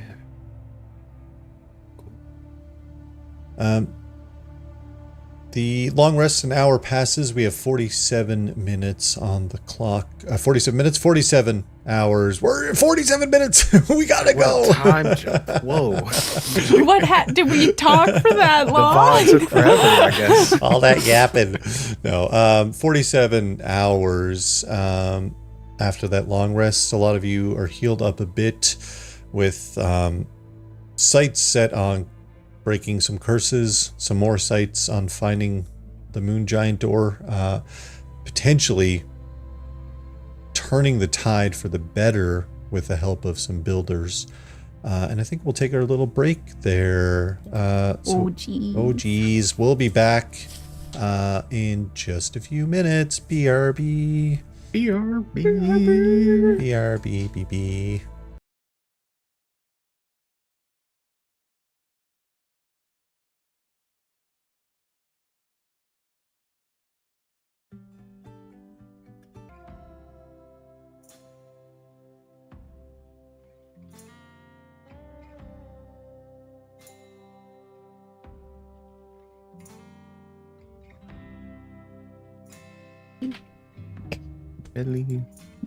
Belly. Hello and welcome to this episode of our Starfinder 2nd Edition series. We're back, baby. And in some particular order, if you want to say who you're playing and anything like that, starting with our special guest, Erin. Frozen. Moving on, Fig. It's me. For once in my life, I'm not frozen. Thank God. Hi, I'm Fig, and I just Incredible timing. that was good. I'm Fig. I'm here. I'm present and accounted for. I recently got a new haircut. It's great for those listening. Yeah. It looks good. Bald is a choice, but yeah.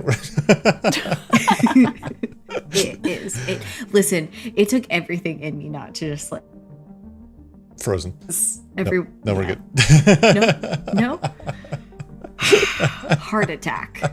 Anyway, I play Skrank. They're a Yosoki technomancer. They are concerned about the well-being of their crew, and also whether or not we're gonna get those pod people out. Podlings. That's Podlings. the big, honestly, the big one for Skrank is get those pod people. Get those pod people. I do want to say bald, powerful look. I was just joking because podcast people can't hear or can't see what a Fig's. If they can't hear. Yeah, there are captions, I think. Part of it is shaved. Oh, hell yeah. Yeah. Now we're going back to Erin. Am I gonna stick around this time? Let's see. I am playing Iapetus, a moon giant historian who is also concerned about the well-being of this crew, even though he just met them about 45 minutes ago. Yeah, that sounds about right. Grayson. Hi. I like pod people. I am playing Rono, who is a skittermander, witch warper, and also designated therapist friend. Hell yeah. Beth. Hi, it's me. And I'm Beth. And I play Kivari Nesh, a Lashunta operative, and sometimes I cameo as a woman in Business Casual. Sometimes. She doesn't know anything, but she's there. And Ben. Hey, I'm Ben. I play TJ. We're just trying to save our home. And Rick's doing good. No one really asks how he's doing, but boy's hanging in there. And I don't think I did this last episode. Me, Justin, I'm here too. Hello. Why don't we get into this spicy episode of The Vast? Intro, cut there. Post-production, baby. We've got it covered. let's flip over to the appropriate music, hey? This is still the cut section, Beth, are we okay? Yes. I now see Erin. I don't Great. hear her, but she's muted. She's muted, yeah. That feels on purpose. Erin, do you want to say something quickly? Yeah, can you hear me? Yes. Okay, Wonderful. Okay, great. Last session, you all had a lot of heart-to-hearts, a lot of long conversations about everything that's been going on. Osric's kind of called out Kivari's curse. Was like, this is bad, and this is a bad situation we're all in, and if you go into the belly of the beast and this is locked and loaded over here, it might end in disaster, and you might hurt the people that you're actually trying to save. Just bad stuff. TJ recorded kind of a documentary about the experiences of what's been going on with some of the people that have been saved, recounting what they've gone through and who was involved, and identifying kind of the major players there, putting together a nice cohesive video of it all. Rono and Iapetus had a lovely little chat. Rono brought up some soup that was from the machine that Skrank had fixed previously a little while back. And Skrank and Osrix did some work patching up people as best they could over their short little break. But getting back into it, about an hour goes by. We're all kind of sorted, situated. Some of us have healed up some hit points. Ko kind of during the hour informs you all that they're going to get started on their plan. They just need some time to figure it out, but they'll be back in at least 24 hours to kind of situate themselves with how they think they might get everyone back in to the tower, as your previous plan or your previous mode of entry to get into the tower probably not going to work a second time. Mary, Reed, and Wallace have taken to the streets. They're going to start rounding up citizens and bringing them back to the Verma, where the two of them, along with Ciro and Wizard Ubius, will take watch, will protect them, will keep everyone safe in the Verma until whatever may happen here with the spike. Multiple paths before us, a lot of things happening, but you all find yourselves back in the Verma. Quite a few less people kicking around. Duke has gone off to actually do work on the armaments and everything, which he also said would take probably at least over the course of the night for him to kind of get that sorted out. But this is where we find ourselves. I think Skrank. Call on me, Justin. Quick, while my internet connection still works. I think Skrank is probably like up underneath of Osric. Is it? Sorry, Osrix. Osrix. Ozrhix. X. Okay, that's it. Skrank is probably up underneath of Osrix. Just trying to like get any more information about like what all they might need in order to heal Kivari from her curse, but then also like how to make sure that she doesn't get hurt in the process, and also to see if there's anything else that they can get from Osrix, or like any more information that they can get from Osrix about like healing during battle, I guess is what they're looking for. Osrix kind of gives you the rundown, saying that if you and Iapetus are helping out, there might be some other people, like the more things the group can do to help out, the more the merrier, but there is the unknown that he just doesn't know what the effects will be until you begin to kind of like get a better look into things, and even then there's no guarantee, right? Curse breaking is a dangerous thing to do in that whatever set this curse doesn't want it to be broken, right? That's the whole point of it.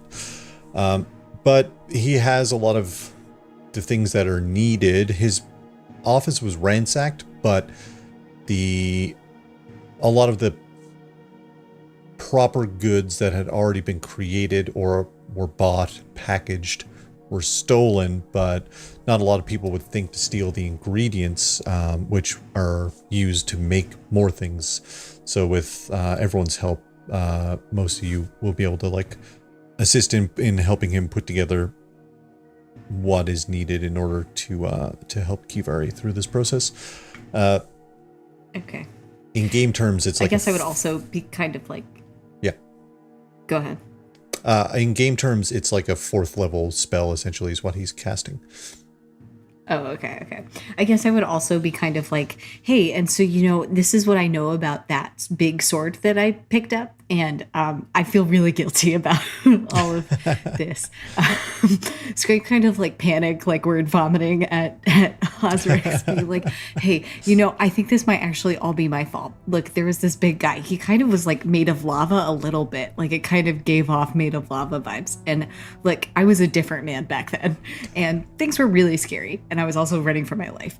And like, there was like, you know, me and like some other people on that ship. And I just really wanted to stick it to him. And so I took that sword, and now Key has that sword, and that's my fault. And so here's what I know about the sword. And just kind of like, you know, trying to give Ozrex all of the information that Skrank has. And then, yeah, it being like, whatever I can lend to solving this problem is what I want to do. Yeah, Ozric's like, it's okay. Listen, these things are tricky. Essentially, Skrank avoided doing therapy with Rono to do therapy with Ozrex. I think you're doing now what needs to be done, which is taking care of your friend. Yeah, it's just a lot of pressure, you know, to be captain, you know? It's a lot of pressure worrying about people, but you at some point do need to trust that they'll do what's best as well. Yeah, trusting people, huh? Okay, all right. If you say so. Anyway, can you look in this big box of cheese and needles? My med kit. Your med kit.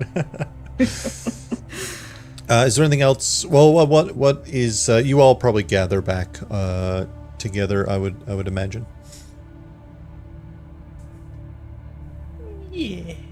Yeah. Yeah, probably. I probably just would have spent time with my sword. Been like, do you have more to tell me before they make me get rid of you? My precious. My precious. My precious. Just holding it like an infant. Baby Listen. Bjorn the sword. This sword, what is a scabbard but a baby Bjorn for a sword? Yeah. If we're honest. Everybody just wants me to get rid of my cool sword. It's fine. What's the game Okay, plan? but no sword, cool crab hand. Somehow the crab hand just doesn't seem as cool visually in my mind as a cool lava sword, but you know. Tell that to 7711, okay? Yeah. You meet my best friend. He's all crab hands now. That's true. Apparently so is Silverlight, but that's not the universe we're in right now. Different universe. They're all tangentially linked. Prime Is evolution, Ozric- though. Is Ozrix coming with us to go grocery shopping? I'll be there, yeah. I mean, it's on the way. Wait, on the way to what? My office? Is that where we're going? Well, I thought so. Yeah. But we're not doing the curse breaking Am I at the holding office. down the? Yeah, Am I holding down the fort? We're here? doing the curse breaking at the office. of course. Mm-hmm. It's a facility meant for all of everything I do. Why wouldn't we do it there? Because I don't know it. Okay. No, I'm sorry, but yeah. This guy fucking hates me. Yeah, He just hates your sometimes you gotta vibes. go. This is karma. This is karma. Renard is somewhere like, I feel good. Yeah. High fiving. Being handed a drink by Skittermanders. Yeah. He's like, maybe The Skittermanders are fanning him and feeding him grapes right Yeah. now. Renard 100% poolside. Who's actually With, like, a eating Mai the grapes, Tai. though? Let's be honest. Dev's It's not eating the Renard. Celine's just like, what the fuck are you doing? I mean, at best, Renard is getting raisins. Because Devil takes all the juice Just out. melting him. Poolside raisins.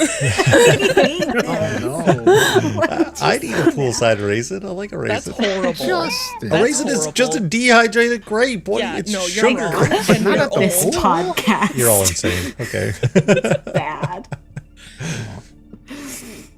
Yeah, because Rono's gonna have to leave behind his little house now. Well, if I step out of the house is gone. Yeah. I thought it's some of. We're not splitting up. That seems like a bad idea. Yeah, Well, I mean, you said you'd hold my hand. I did say that, but then someone said you should stay here to hold down the fort. Who said that? I don't know. I think you said that. I didn't. Yeah, I thought say you that. needed to constantly mix waffle batter. But if I stay in the house, yeah. But I'm holding Kibari's hand. Okay. I did also ask Iapetus a favor, so don't be mad at him if he follows through. Okay. What? Wait, what? Huh? He's gonna help Kivari go to the office. What does that mean? What I don't do know. you? I don't want to say. Iapetus is over there like. Need help? Shit.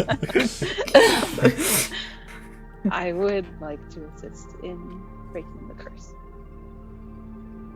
Okay, Mm-hmm. that's great. I mean, look at you. I- You're big. Yeah, team Easily- player. About that, though, I do seem to have a bounty on my head now. Bounty. Yeah, well, at Who least among 3 us people in this doesn't? team. Me. Kibari. Me. Okay. Pardon me.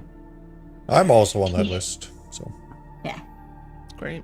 Rick You doesn't have all one. seem more adept at sneaking through the city than I am. Hmm. So, Hey. Yeah, but you still seem like a have quick the study. headscarf I gave you, right? Turned into a grandma.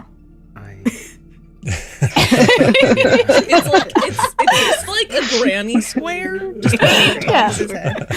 yeah, Like a- it doesn't even hit his ears. Like so a sweet. nacho. Nacho hat. Can, Adorable. with Iapetus being so terrible, could he follow the expert with us? I think. yeah. Mhm. Someone turned him into a frog or something. Frog. Right, I have that spell. Do you? The guy into Turn a frog. Oh, Make it frog. I don't know if this is. Give me a second. Now that you say it, I might have turn frog. Turn frog. Oh no, it's just me. It's just me. It's just you that can turn into a frog. I could grease him. His name's Renard. I don't think greasing him will help. I in could fact, grease I him feel- though. You got that much grease for? Never mind. It's just a natural part. It's just a thing that my body secretes. TJ, I don't like don't, that. I don't like don't shame that. me for my grease. I wasn't. I just don't know if you can produce that much grease for Iapetus. All of them? Yeah, maybe not. If Iapetus was following the expert, you'd get a +7 bonus to the roll, as long as someone was an expert already in stealthing. Yeah, I think I'm only trained. I thought I was an expert. I'm trained. I'm trained too. No experts in stealth? Oh, I'm an maybe expert. me. In life innovations. Yeah. Can that work? No. No, I'm just trained. I'm not an Oh, that's a lie. I'm an expert in diplomacy. Unfortunately, I could just, make them look the other way. You're gonna bribe them. No, cast I fear could on just say, people. like, I'm collecting this bounty. Yeah, the last time we did that, someone got turned into jelly. Oh, yeah. And somebody peed their pants. Okay. We don't have to bring that up. I feel like we actually do, though. Forgot. Yeah. I'm not ashamed. Skrank looks Key dead in the eyes. It worked. I'm pissing my pants right now. Oh, please. You don't know. Well, I am happy to try. okay. Okay. I just Hey, may need there's some assistance. Iapetus. Yes. I don't want you to be ashamed.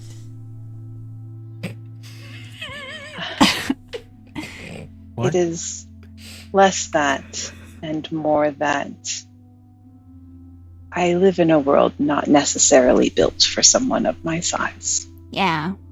We had to talk about that. Spike's gonna Yes. have to do some updating. The tunnels, Accessibility. however, very large. Oh. Curiously large. Moon giant accessible. Yeah, I mean, that Yes. makes sense considering the Like fucking trouble door. for Skrank and I to get upstairs? We've got many legs between us. We'll be fine. We're also pretty adept at being one person. Yeah, I forgot that we did that too. Okay, let's do it. Let's do it. Let's do it. Everyone, let's do stealth checks. Is there anything we can do to buff this fucking guy? I've got hero points, guys. we do That's have true. we do have hero points. Let's see what I roll. Is it something that I used before roll or after roll? You can decide after. I think After. the rules might say different, but I don't really truly care. Justin, what kind of bonus does the Uh-oh. tiny little handkerchief give him? Negative Plus one. 13 for sure. Tiny little handkerchief of sneaking. Sneaker Of chief. sneakiness. Sneaker Chief. Sneaker Chief is so cute. That's a Pokemon for sure. 24 for me. 24. I rolled the same thing I did last time. 26 for TJ. Hell yeah. 30. 25. Whoa. So you take what they got and divide it by 3. I got 8. So I would like to use a hero's point. Yeah, you can expend one of your hero points to re-roll this check. All right, let's see. You guys Got gonna be plus 0, worse. guys, so I can never actually get to where you guys are, but maybe I'll roll a 19 this time. I believe in you. I rolled an 18. Hey! this time. Hey, let's go. That's probably still a fail. No, I think everyone kind of pulls through here. There is a moment, Iapetus, where like you see you're walking through, like, again, these streets are narrow. All the buildings very piecemeal, makeshift. Everything has been kind of built as people have kind of moved in and the city down low has grown. It's very dark, very cold. There's no longer the light shining from above from Upper Absalom, as that portal has been closed off. That thoroughfare has been shut. But some illuminated signs on these streets. You see like different restaurants and shops and things like that, a lot of which are, most of which I would say are closed at this point. But you do see a couple, there's like an alleyway where a couple of people like peer their heads out as you're walking by, and your roll of 18, you see some of them take a note and they begin like kind of keeping a distance, but like walking behind the group, and then all you hear is And you look back and Mary Reed and Wallace are standing there like, these fucking douchebags. Fucking smarten up. Like, starts dragging them back to the firma. Like, just puts up their head. We got this. I love her. Wallace is like, I would have killed him. I fucking bisected the guy. You're lucky you're not a pig. As they're dragging them back. But you get to Osrix's abode, and the door is kind of still ajar. And he like looks at it. It's going to be a lot of work to get all this back up and running, but I have faith that we will be able to do this. And if what old Vorpalai Moro said in his recording, perhaps the builders will be able to assist. You all walk in it's a very quaint, like, medical practitioner office. It's got a check-in desk. There's like some seating around. It's a little bit, dirty and grimy. It's been kind of ransacked. There are some like offshoot rooms and examination tables and the like. And Osrix looks at everyone. Anybody, if anybody's trained in the arcane or the medical practices, I would gladly accept your help. We'll be gathering up some ingredients. We'll need to reference some books. Shouldn't take too long. Kivari, we will be with you in a moment. Please, everyone, feel free to make yourselves at home, I guess. Mechanically, the way this will work is anybody can aid this check by making a roll. But what you're going to do is, on every success that is, let me look at my own notes that I wrote myself.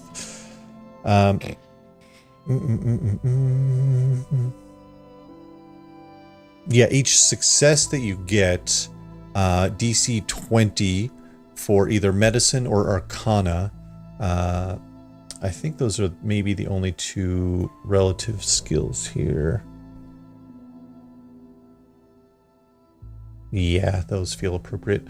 Either of those two skills, if anyone is trained or beyond, trained or expert, anything like that, you can assist. And that will reduce the will saving throw that Kivari will have to do in a bit.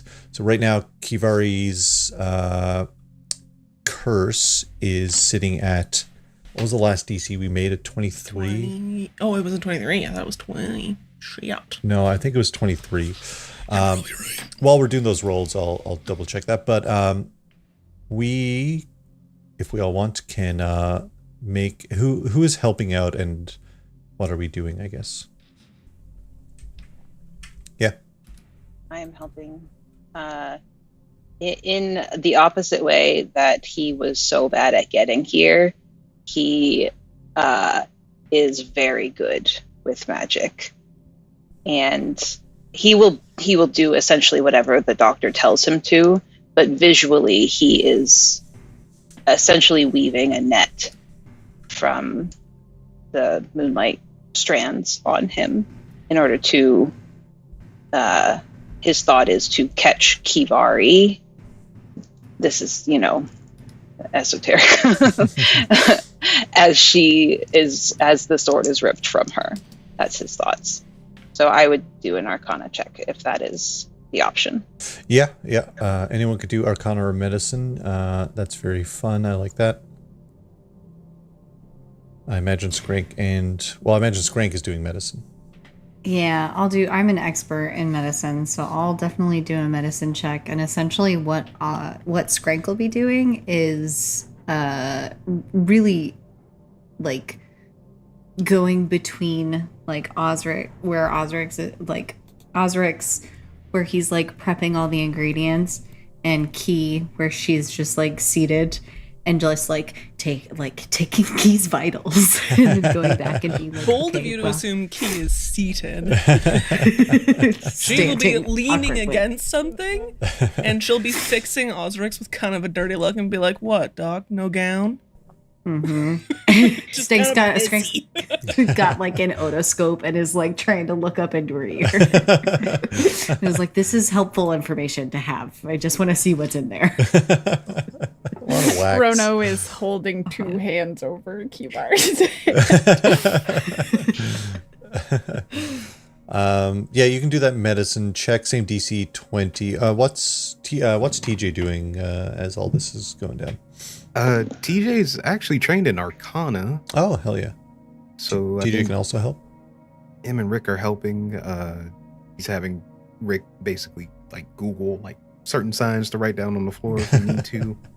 He's consulting the space Consulting. duck. Yeah.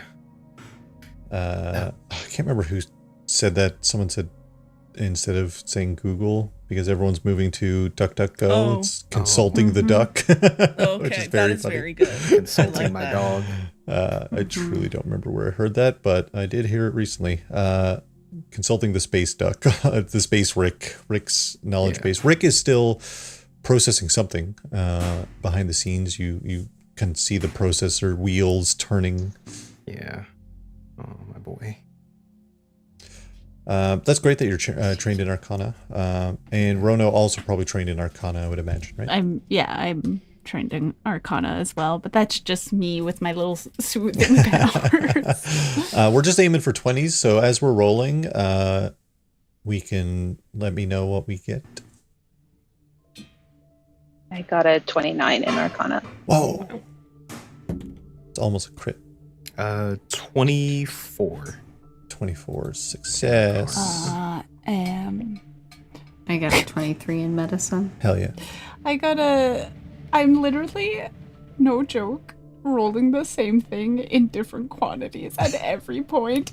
Rolled a 24. But this time I rolled an 11 and have a plus 13. Just different. No crits, but that does reduce the DC from a 23 down to a 19, which is a huge difference. You're all kind of busy, most of you putting together concoctions and referencing like these arcane books and everything that Osrix has laid down. The more you like are looking into it, Osrix is like, I am a little bit worried that we're going to be in for something here again. The devils, they don't like their contracts broken. This curse seems like it's meant to be passed on, sort of like a contagion almost. The wielder unwittingly kind of agrees to it by wielding the sword, sort of a sneaky bit of contractual obligation that's going on here. Can I help Key's body, maybe? Well, yeah, I just think we should all be prepared for the worst, but I'm confident about what we have. I think we've done well. Okay. He's gonna still lay hands on her and cast resist energy. Oh, what does that do? It protects a creature from one type of energy damage. Given the type of the sword and devils and stuff, he'll make it fire damage. Cool. Yeah, hell yeah. That is fucking great. Osrix kind of like guides Kivari to like a medical bed, not even a medical bed, but more of like a examination table, I suppose, but it's futuristic and it's got little arms and stuff above it. And all of you kind of like gather around, and Osrix has Iapetus like kind of drawing out some symbols on the ground around, and as Skrank is like mixing up the concoction, Osrix hauls out like a small gem. This is what I picked up at the infosphere, just kind of a standard spell gem. We'll use this as like a catalyst, more or less. Kivari, are you ready? As I'll ever be. All right, everyone, let's begin. Kivari, this will be a big roll.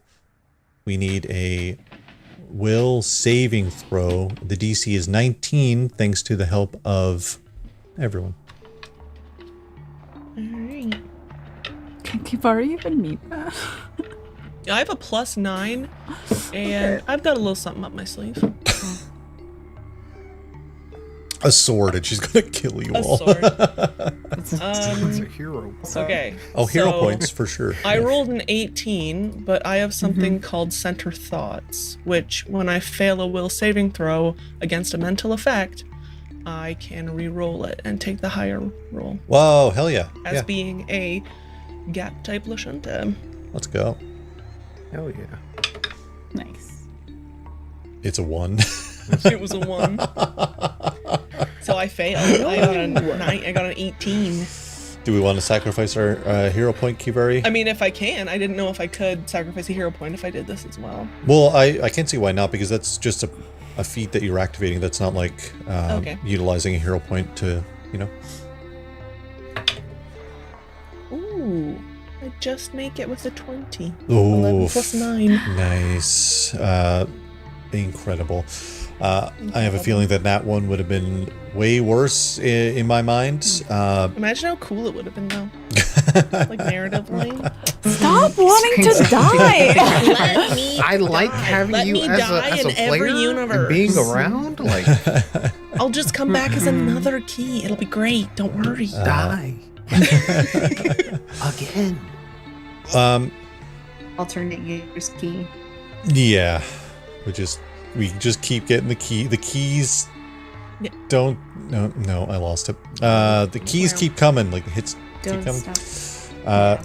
Keep coming and they don't stop coming. We'll Yeah. cut this.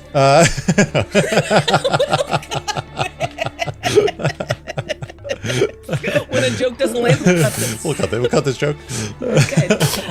Hey, editor, I cut can this in reference post. it later, so That's you me. can't cut it. Hey, future Justin, cut this. So half the time I listen back and I hear a legitimate point where I'm like, we should cut this, and then we don't. We, the royal we. Sit through. I love that. The blade. The blade.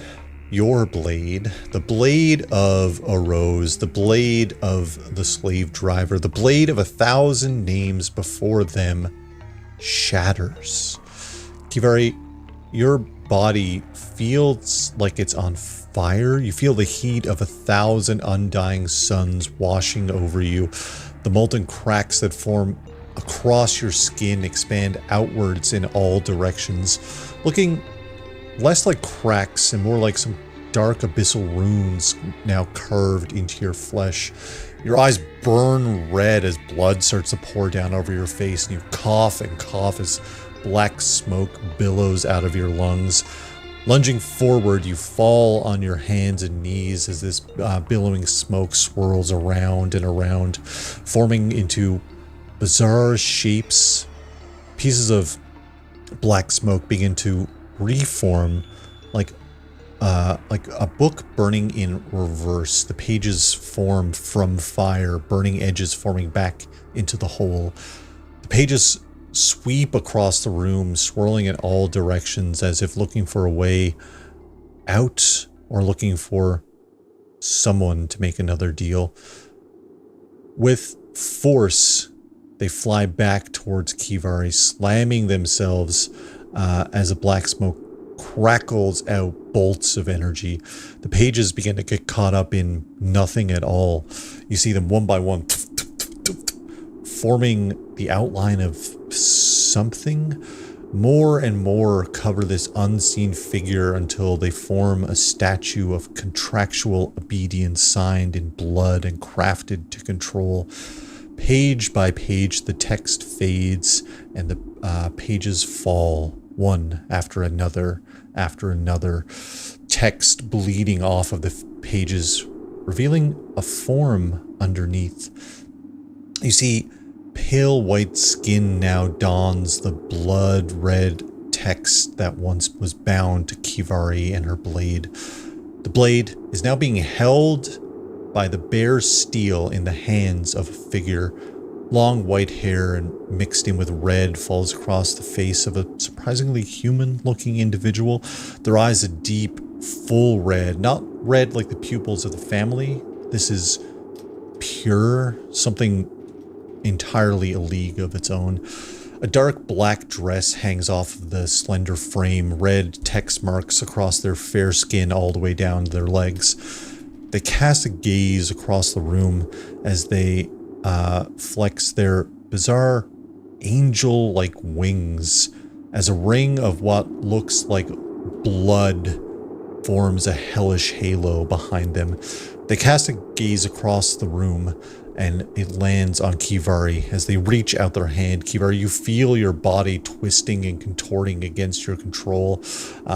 Thankfully, you made this save, which means the first round of this combat, you are not under their influence. Not quite a critical success, which would have been completely breaking it without worry, but we are going to roll initiative. Guys, it's totally fine. It's just like Now we a get really to- cool lady. I'm also a really cool We get to lady. battle You're a really mean sword lady. Those things are not mutually exclusive. Could be. Let me know in any order. And you add your perception to initiative? Perception for initiative. Okay, Yeah. thank you. 11. 11. 24. Whoa, 24. That's great, actually. Thanks. What else we get? I got a 21. Oh, 21. I also got a 21. Hey. Who is more dexterous between you two? I got a 2. My dex is 4. Okay. Skrank So- will go first. Ka-chow! The irony is Skrank always falls down. What did Iapetus get? 27. Whoa, Damn! Oh. You go before me? Aaron That's never crazy. experiences this.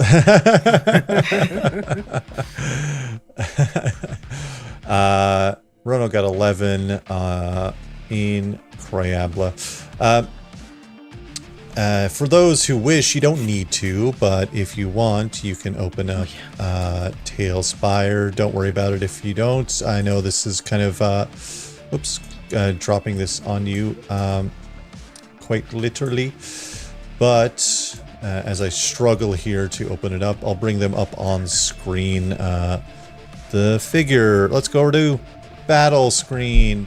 It's not there. Great. Let's go to studio mode. Oh, it's there. No, it came back. It's just the resolution is wrong.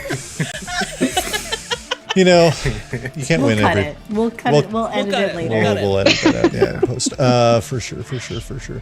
I want to see the link. It's totally It's not fine. there. It's not there. And now it is. Whoa. Post-production magic.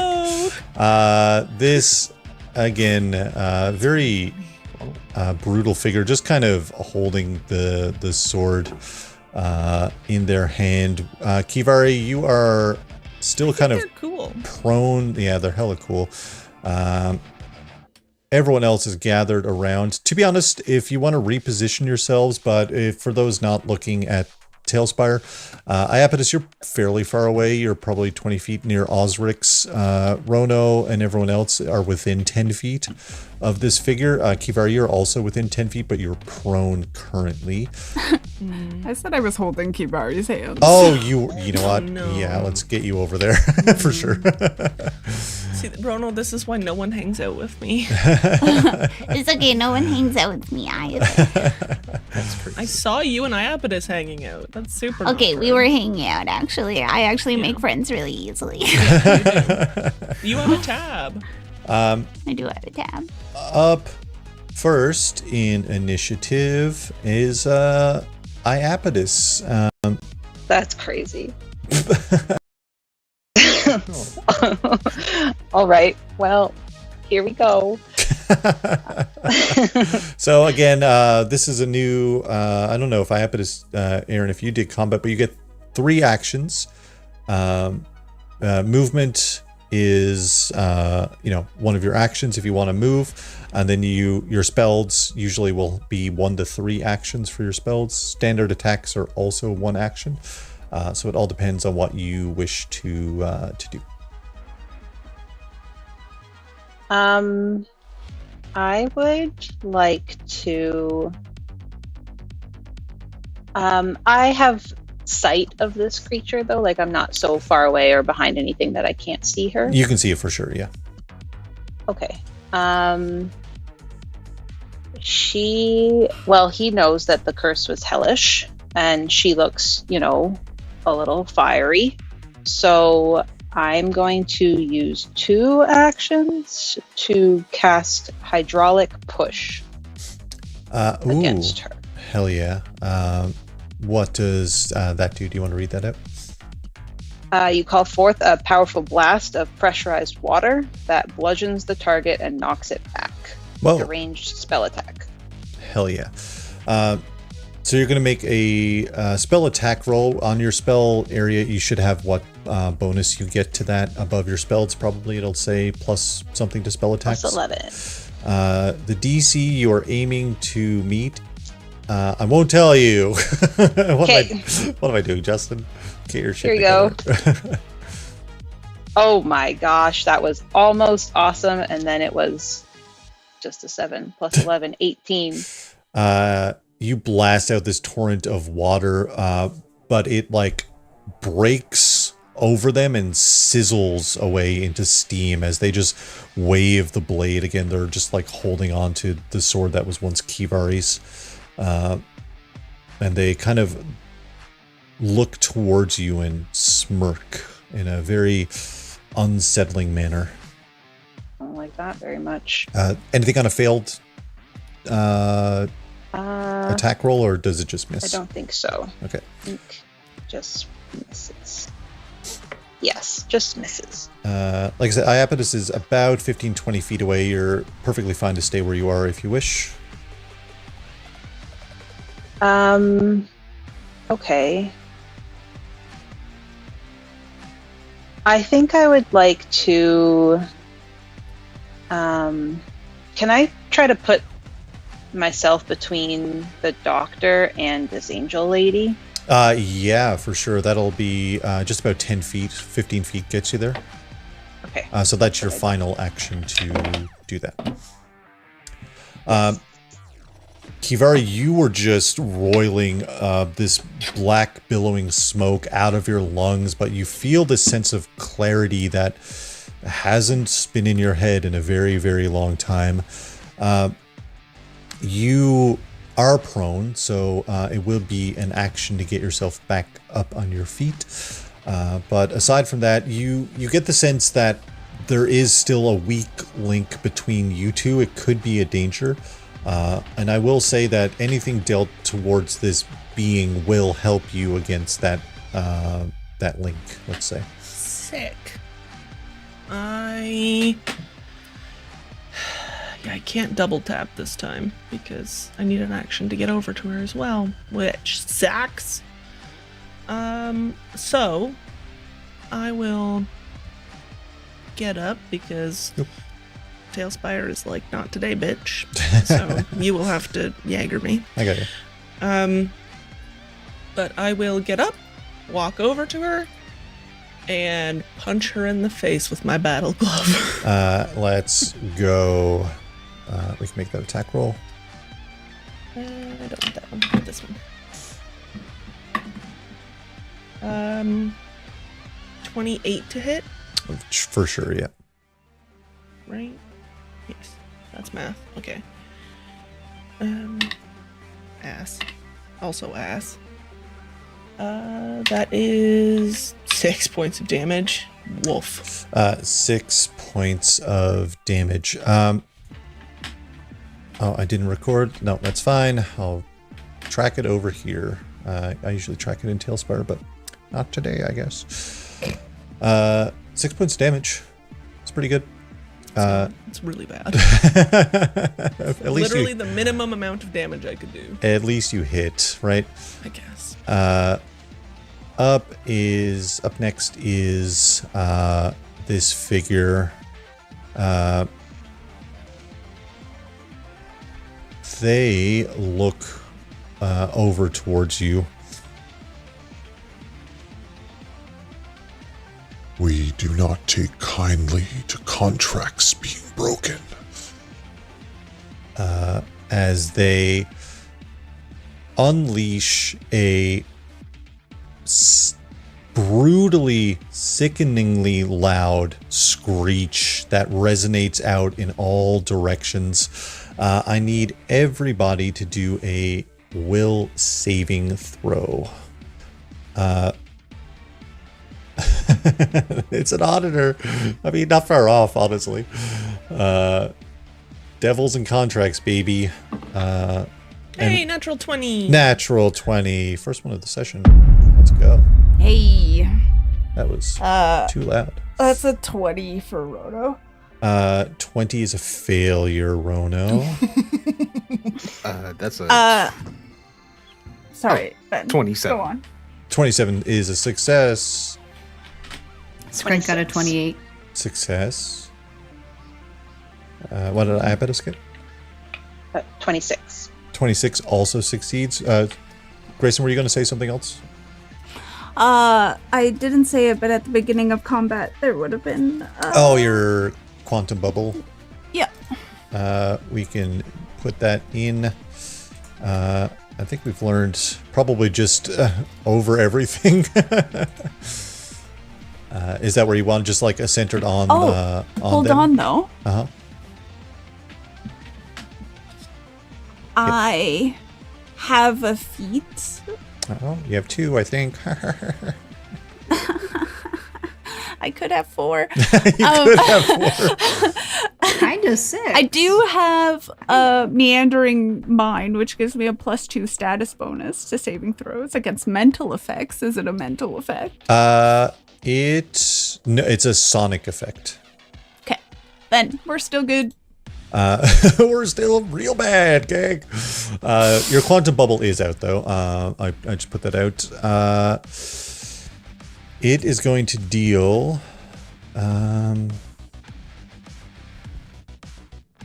I don't think it affects anybody that failed. No, I don't think it does, which is great.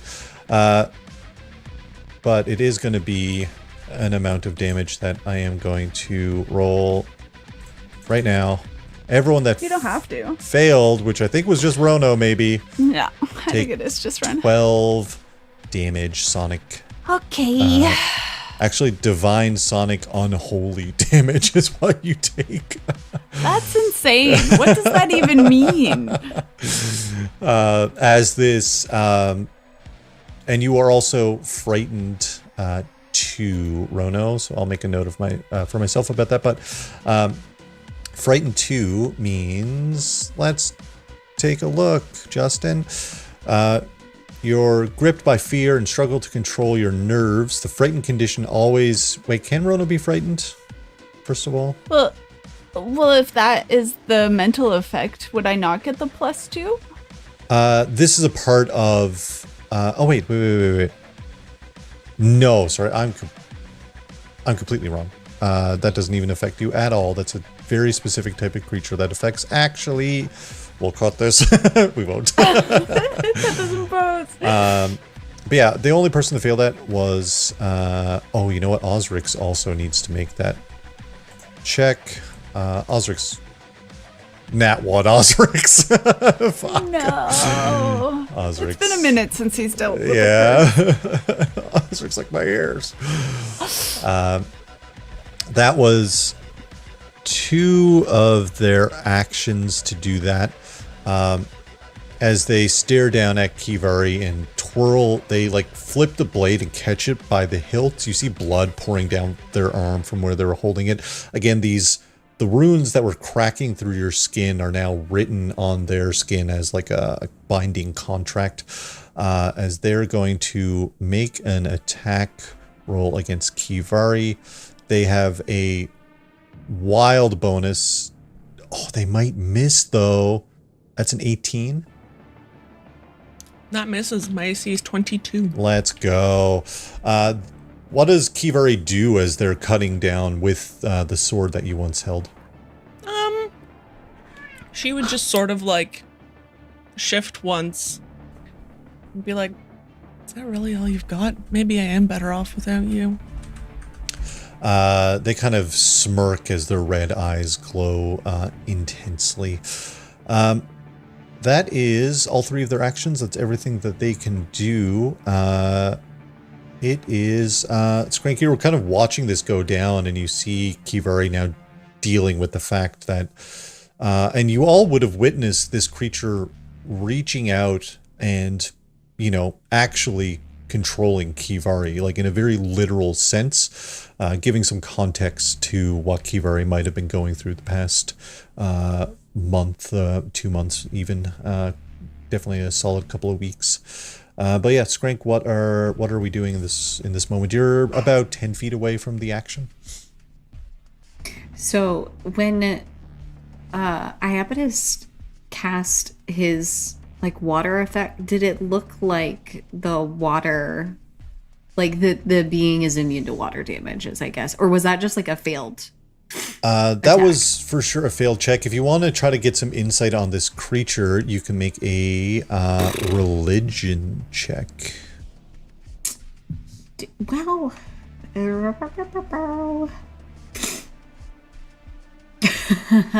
are you sure I can't make like an Arcana check, Justin?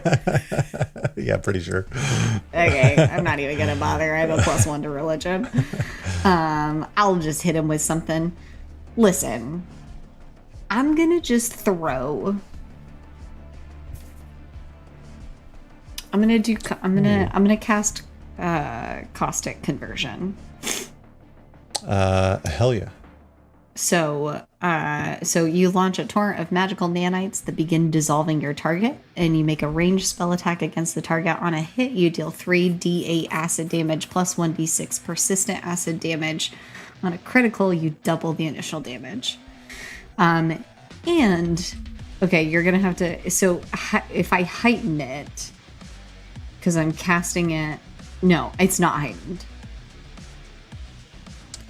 Heightened is like +2 from the original, right? Yeah, that would be from the original. So what level spell is it originally? So it's a level 2 spell.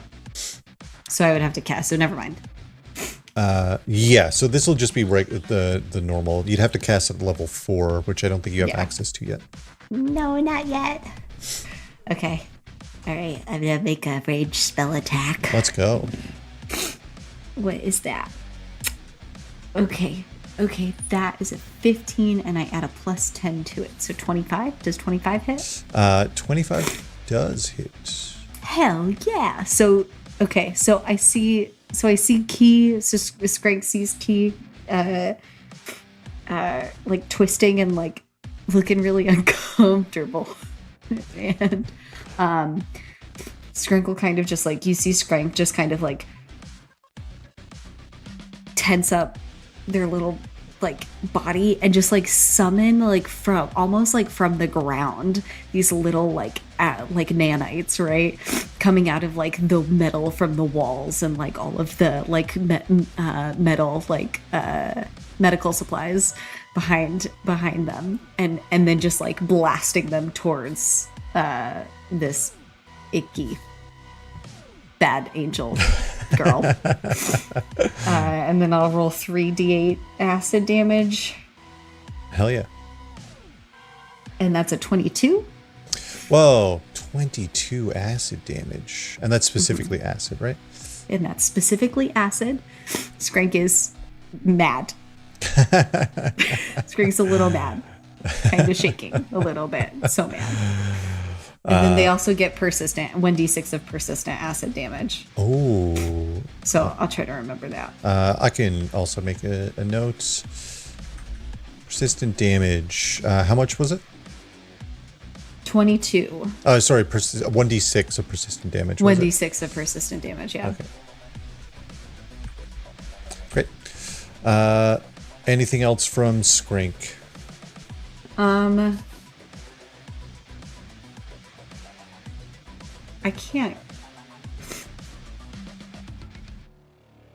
can't do a can I do a cantrick? I can't cast shield around Key, can I?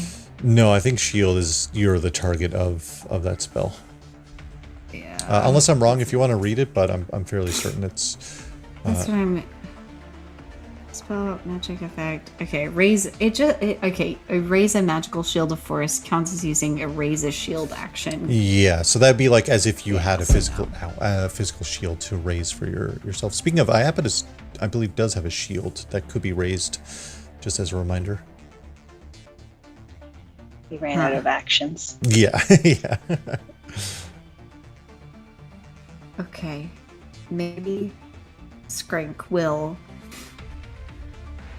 get. Is there a way for Skrank to get in between a key and angry angel lady? You can get pretty close. It's going to bring you in melee range. That feels like a horrible idea. Do not get between Key and Scary that. Lady. I have so many more hit points than you. Yeah, okay. I feel like I don't know. I feel so buff right now because I'm at full health. Which I haven't been for like 6 episodes. Hit points. I will be okay. If I go down, then we'll talk about it. Okay. Yeah, I think that's probably it then. Hell yeah. For Skrank. TJ, you're certainly seeing some manifestation of Kivari's past actions. What's TJ doing? And Rick, I suppose, too. Yeah. I think TJ wants to try to analyze the creature to figure out its weakness, if I can do that. Yeah. You can make a religion check. The DC for this is 22. Oh, boy. Okay, well, give it a go. Okay, that was 15, so... No. The Helds, it's a devil of some sort, but it's hard to know exactly. She looks sick as fuck. Yeah, rancid vibes and all that. Those were my rancid vibes. Yeah. Yeah, she looks sick as hell. I think Rick... I guess where's... I just put Rick right behind you. You're both within like 10 feet, let's say, of them. Because I probably have TJ probably take a step back, and then I let Rick do his thing with his hydraulic fist. And yeah, well, if you want, we can say TJ was already back there. I just kind of haphazardly placed people, so we can we can just say you were back there already. And Rick is going to use one of Rick's. So you're utilizing your own command to give Rick more actions. Is that what's happening? Yep. Hell yeah. So boy's gonna go and strike that lady. First action to get Rick up close. Rick has 2 more actions. Okay. Yeah. Sonic rifle seems like a bad idea, so he'll probably hydraulic fist and maybe serrated blade. Let me roll those. Let's go. Okay, that is a 20... 16 plus 11... 27 to hit. Hell yeah, that hits for sure. Okay, that's 2d8 plus 4. 2... So that's 7 plus 4, so that's 11 damage. 11 damage. Hell yeah. It's not nothing. Yeah. And I think Rick's gonna strike him again. Hell yeah. So this will be with the multi-attack penalty, but you can for sure still go ahead. That should be listed under that attack. I believe the second column of the bonus for that attack should be the multi-attack penalty bonus that you get. Sure. Where are you? I might be able to pull it. Companion. For the serrated, or what was it? The serrated blade. +6 for this. Oh, okay. All right. That's the number I was going for. That is 10. No, that does not hit. What does it look like as Rick does? Definitely lands a successful hit. Yeah, he hits his little paws, become like massive paws, and he just kind of like taps him really hard. And then you see his paws switch to blades, and then nothing. It's like, oh, okay. It doesn't look like trying to climb. And Nothing's working. Not so lucky the second time around. Yeah. Rono, you were holding Kivari's hand, and then everything started to get real bad. What's Rono doing? Yeah, my ears hurt. Given this person's, just because of like past things that have happened, would Rono know if there was like spells of his that wouldn't work on this specific being? You can also try to make a religion check. Yeah, why not? Natural 20. Natural 20. Incredible, Rono. Rono would know. Immunities, fire ban. We kind of figured that. Weaknesses, holy, which definitely tracks. They also have some resistance to specifically poison damage. This is for sure a devil of the 9 hells. They specialize in contracts. And when things are broken, these are the ones that are dispatched to essentially deal with the situation. Their shriek isn't something they can do every turn, but it is something that could come back the longer the fight goes on for. And this particular one, every turn, Kivari will have to be attempting to fight off the break, the bond, I should say, between those two. But knows it's a living creature. It's a living creature. It was just essentially summoned at the break of the contract, at the break of the curse. Cool. Does that religion check count as an action? That is one action, yes. Cool. Okay. Well, I think he's more worried right now. He was gonna help everyone kind of like tamper that, but I think instead he's going to cast Entropy Strike. Hell yeah. On, he told Iapetus earlier today that he killed a guy and he's ready again. Ready for blood. Yeah. I swear this dice, that is a 24 to hit. 24 hits. Sick. I don't have that many dice. So let's do these two.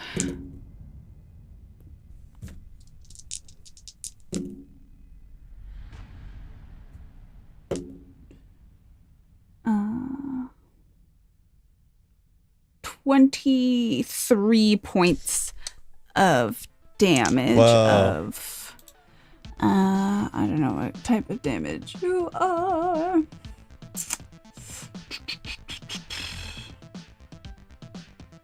Void damage. Nice. Yeah, certainly not resistant or immune. Okay. Yeah, and he kind of like looks over and he's like, ah.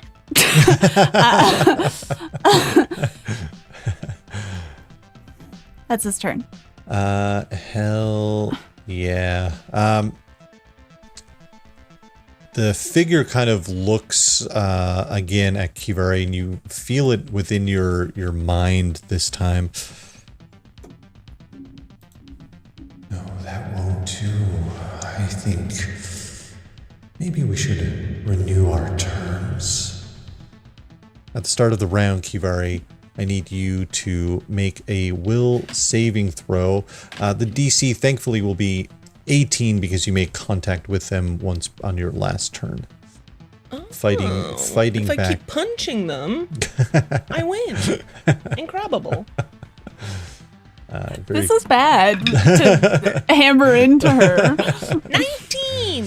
19 To is... solve all your problems. You don't have to fear about losing control under their command this round. Iapetus, you see them trying to gain control of Kivari again as we come back around. You have positioned yourself between Osrix and the being itself. What does Iapetus want to do? I would like to try to blind this angel. Whoa. I'm going to cast blindness. Hell yeah. Is that a saving throw on their behalf? Yes. Fortitude. 21. Fortitude save. They get a plus 11 to this roll. So we will see what they get here. There's a 50 chance here. They rolled a 10. I think that's spot on. Did you say a 21? Yeah, meets it, beats it. Is there anything for like a partial success? Or Yep, partial success is, a success is blinded until its next turn begins. So not very far, but at least after Kivari. Right, yeah. That is great. That was, how many actions was that? That was 2 actions. Is it 1 to raise my shield? Yeah, raise shield is 1 action. Okay. Then I will do that. Hell yeah. You have a little phase shield, essentially, like a little armlet that was granted to you from the pirates of the Vorpal Drifter when you get into a pinch, and it forms like this image. What kind of image? Do we think it's a traditional shield? Do we think it could be truly anything that pops up here? I think Pappy gave it to him, and so it's probably something a little cheeky, like associated with the Vorpal Drifters, probably. I like the idea of it being just like a giant, like the Vorpal Drifter eye, the purple eye logo that represents them. Yeah, that makes sense. That's very fair. Very fun. Why isn't it telling me? 1 second. Raise shield. Raise a shield. You gain its listed bonus to your AC, and your shield remains until the start of your next turn. As a reaction, you can do shield block, which does something else. I'm sure shield block reaction. You snap your shield into place to deflect a blow with a reaction. The shield prevents you from taking damage up to the shield's hardness amount. Anything remaining goes over onto you, of course, but it is a way to mitigate some damage with the shield up, which is nice. Speaking of was that it for? Oh, yeah, that's all 3 actions for Iapetus. Kivari, you're staring down. You just managed to resist another attempt to control your actions, but you're holding it together pretty well. What's Kivari doing? She's gonna say, fuck your conditions, and we're gonna start with double tap. So we are going to automatically adds aim, and then I make 2 strikes. So she just really rapidly punches twice with her battle glove. Ass. First one is a natural 1, so that blows. That's tough. That's a toughie. That's rough. That's a toughie right there. Is there any sort of advantage to this angel being blind? Oh, you know what? Or flanked with my good pal sorry, Red yeah, I forgot it was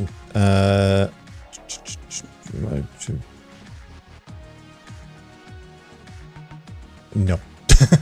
Okay. Just wanted to check. Yeah, Does flanked not exist in this world? Flanking, I believe, actually, I think flanking grants you circumstance. It doesn't fix a nat 1, but okay. It's not like D&D. No, you don't get advantage. No, there's no advantage. I believe it's like a plus bonus that you get. All right. Well, I'll roll again, and we'll see. Hopefully, I hit. Yeah, they have a That is so much better. They have a -2 to your AC for both of you flanking them. Incredible. Well, my second roll is a 30. Whoa! And that is with my secondary. And because of the flanking condition, that is a natural, well, not a natural 20, but that is a critical. That is 10 above the DC. Their AC currently is 20 thanks to that. We are going to roll double the damage. I roll... Double everything, actually. Okay. Okay. Please hold. I double in this game. I doubled the modifier as well. Just double the damage. Double everything. Yeah. So roll, Okay. add, and do the same again. So 4. So that's 8. So that's for my 2d4, and then I had 2d4 for aim. So 8 plus 3 is 11. Plus 3 is 14. Right? Yep. Plus 4 more is 18. 18. Hell. And then yeah. double that. 36. Yes, because those were all the native rolls. I got a 4, a 4, and a 3, and a 3. They had 28 hit points left, Kivari. Wow. What does Kivari do as you are taking down this contract devil? I was not expecting this. I didn't have any time to think of a really cool move. I guess with the first one whiffing, she will have, like, compensated for her second hit of where the devil went, and then just crack her so hard against the jaw, and then that would maybe cause her to stumble, and then I think Key would just, like, grab her shoulder and just say, like, be gone, and, like, just push her to the ground. Be gone, thought. You push her to the ground, and as she's crashing towards the ground, the sword is shattering. Her head hits the ground from Kivari's force and just billows out into that dark smoke as quiet just kind of fills the office area. And I think we're going to end our session of the Vast there. Kivari, free of curses. Wow, we did it. For now. For now. What did Yeah, you she's mean not by excited about it.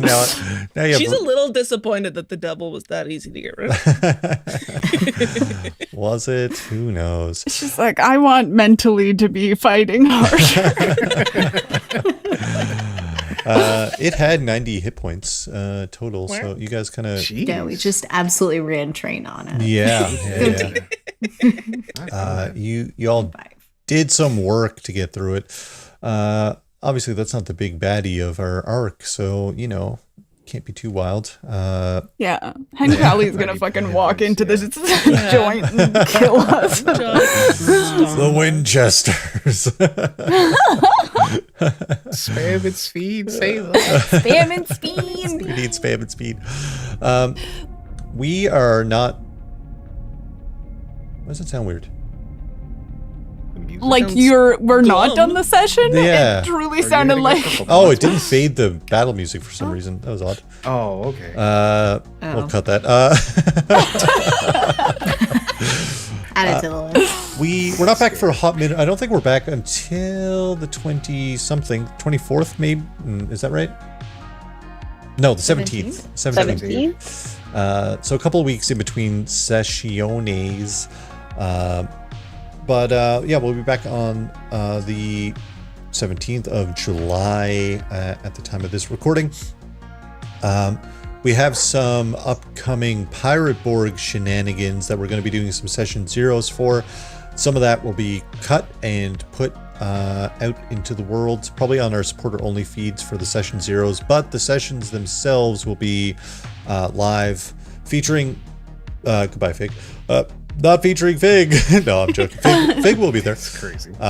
Featuring everyone. Press the power button with their foot again. Truly.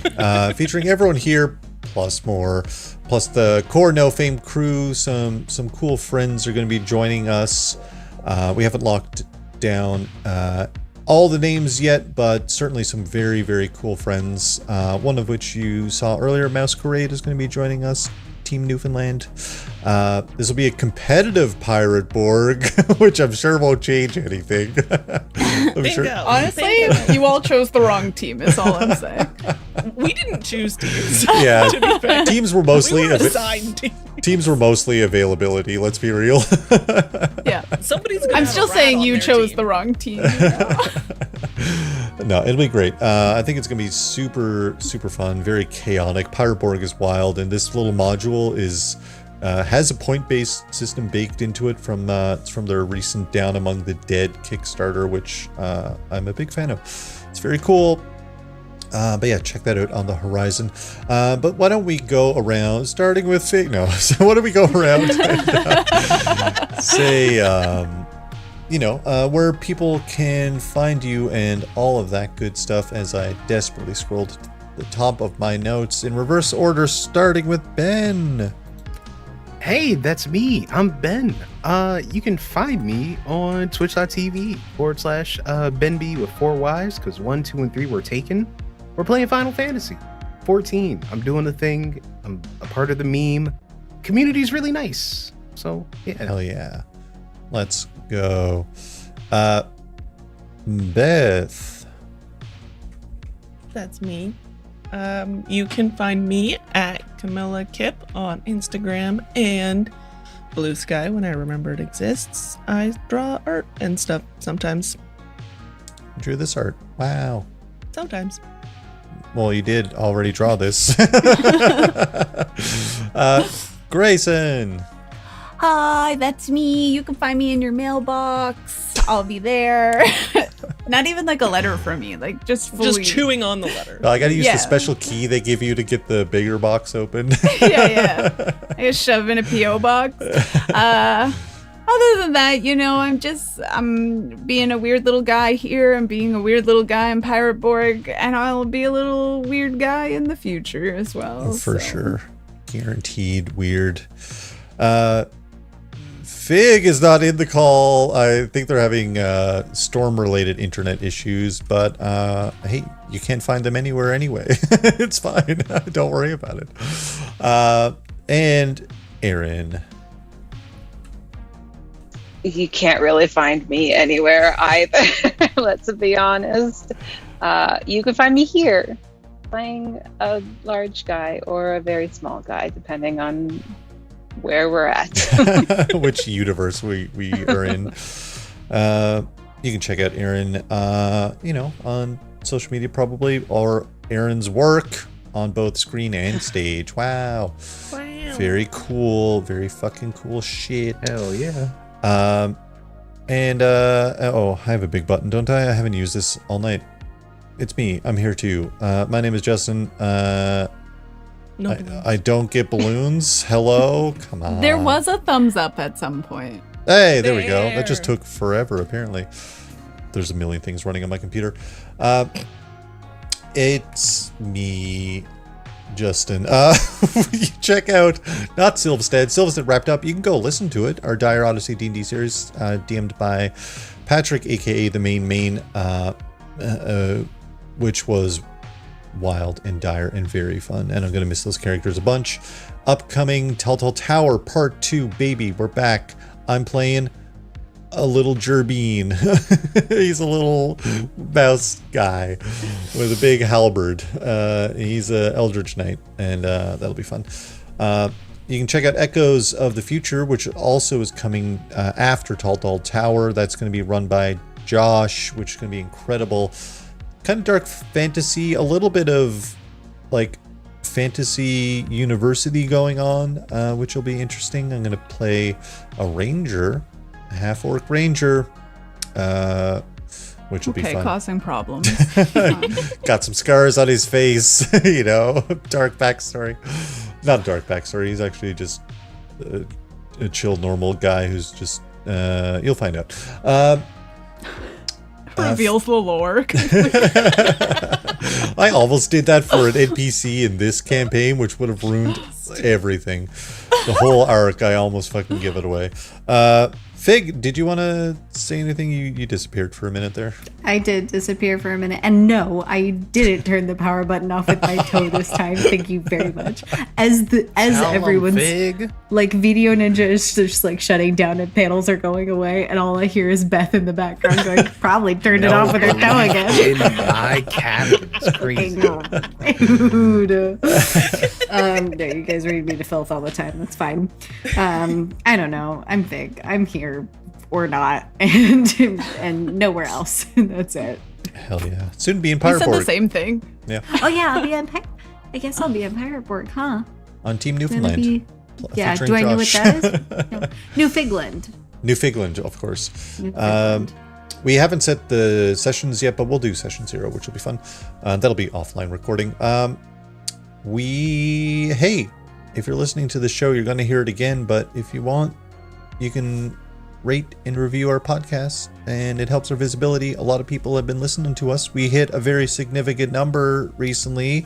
Should we say it now, or should we save it for the big announcement? Maybe we'll save it for the big announcement.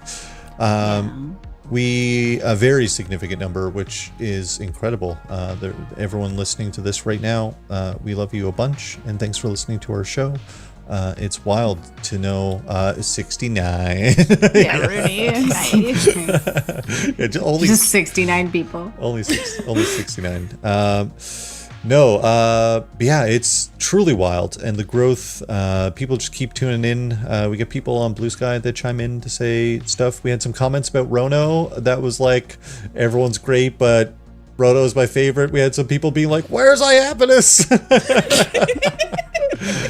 No, it's been super fun. If you want to support the show, if you want to get a shout out at the end of our podcast, anything like that, and our VODs, you can pop by nofame.ca. We've got merch, we've got other shows, we've got a whole bunch of stuff happening all the time. I never stop, but that's okay because I'm having fun with my friends, and that's fine. Diagnosed busy. Diagnosed busy, baby. Don't feel bad for him though, because he just keeps doing more. It's true. I do it to myself. He said, "What if Pyroborg 3 games?" What if triple pirate borg? Yeah, we love you for it though.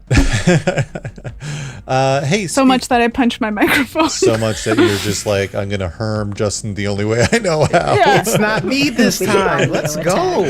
Yeah, I think it was Beth last time, maybe. Yeah. Taking the rounds. I'm happy. Hey, speaking of future No Fame guest, Masquerade. Mouse lovingly invited myself and Patrick to do a panel at the local convention recently, which was very cool. We got to talk about streaming and kind of how to get into it. You just got to do it, really. Like, you get set up, do some testing, and just do it. Just jump into it. We talked about community. We talked about safety. We talked about keeping yourself safe because there's creeps out there. You know, all kinds of stuff. It was very cool. Never done a real life panel. So Justin, did you talk about bullying? I talked about everyone bullying me. No, I didn't actually talk about bullying. Talk about how to bully? No, we did mention just the cool friends you meet when you make podcasts, when when you're kind of out there streaming. Same thing, you form these little communities, and as long as you're looking after your community, that's all that matters, and keep people happy and having fun and all that good stuff. It was really cool. We're gonna raid over to Masquerade, so be sure to say hello, all of that good stuff. But other than that, boys, is it? We'll talk to you later now. Have a good night. Okay. We'll see you soon. All right. Yeah, we'll see you. Travelers.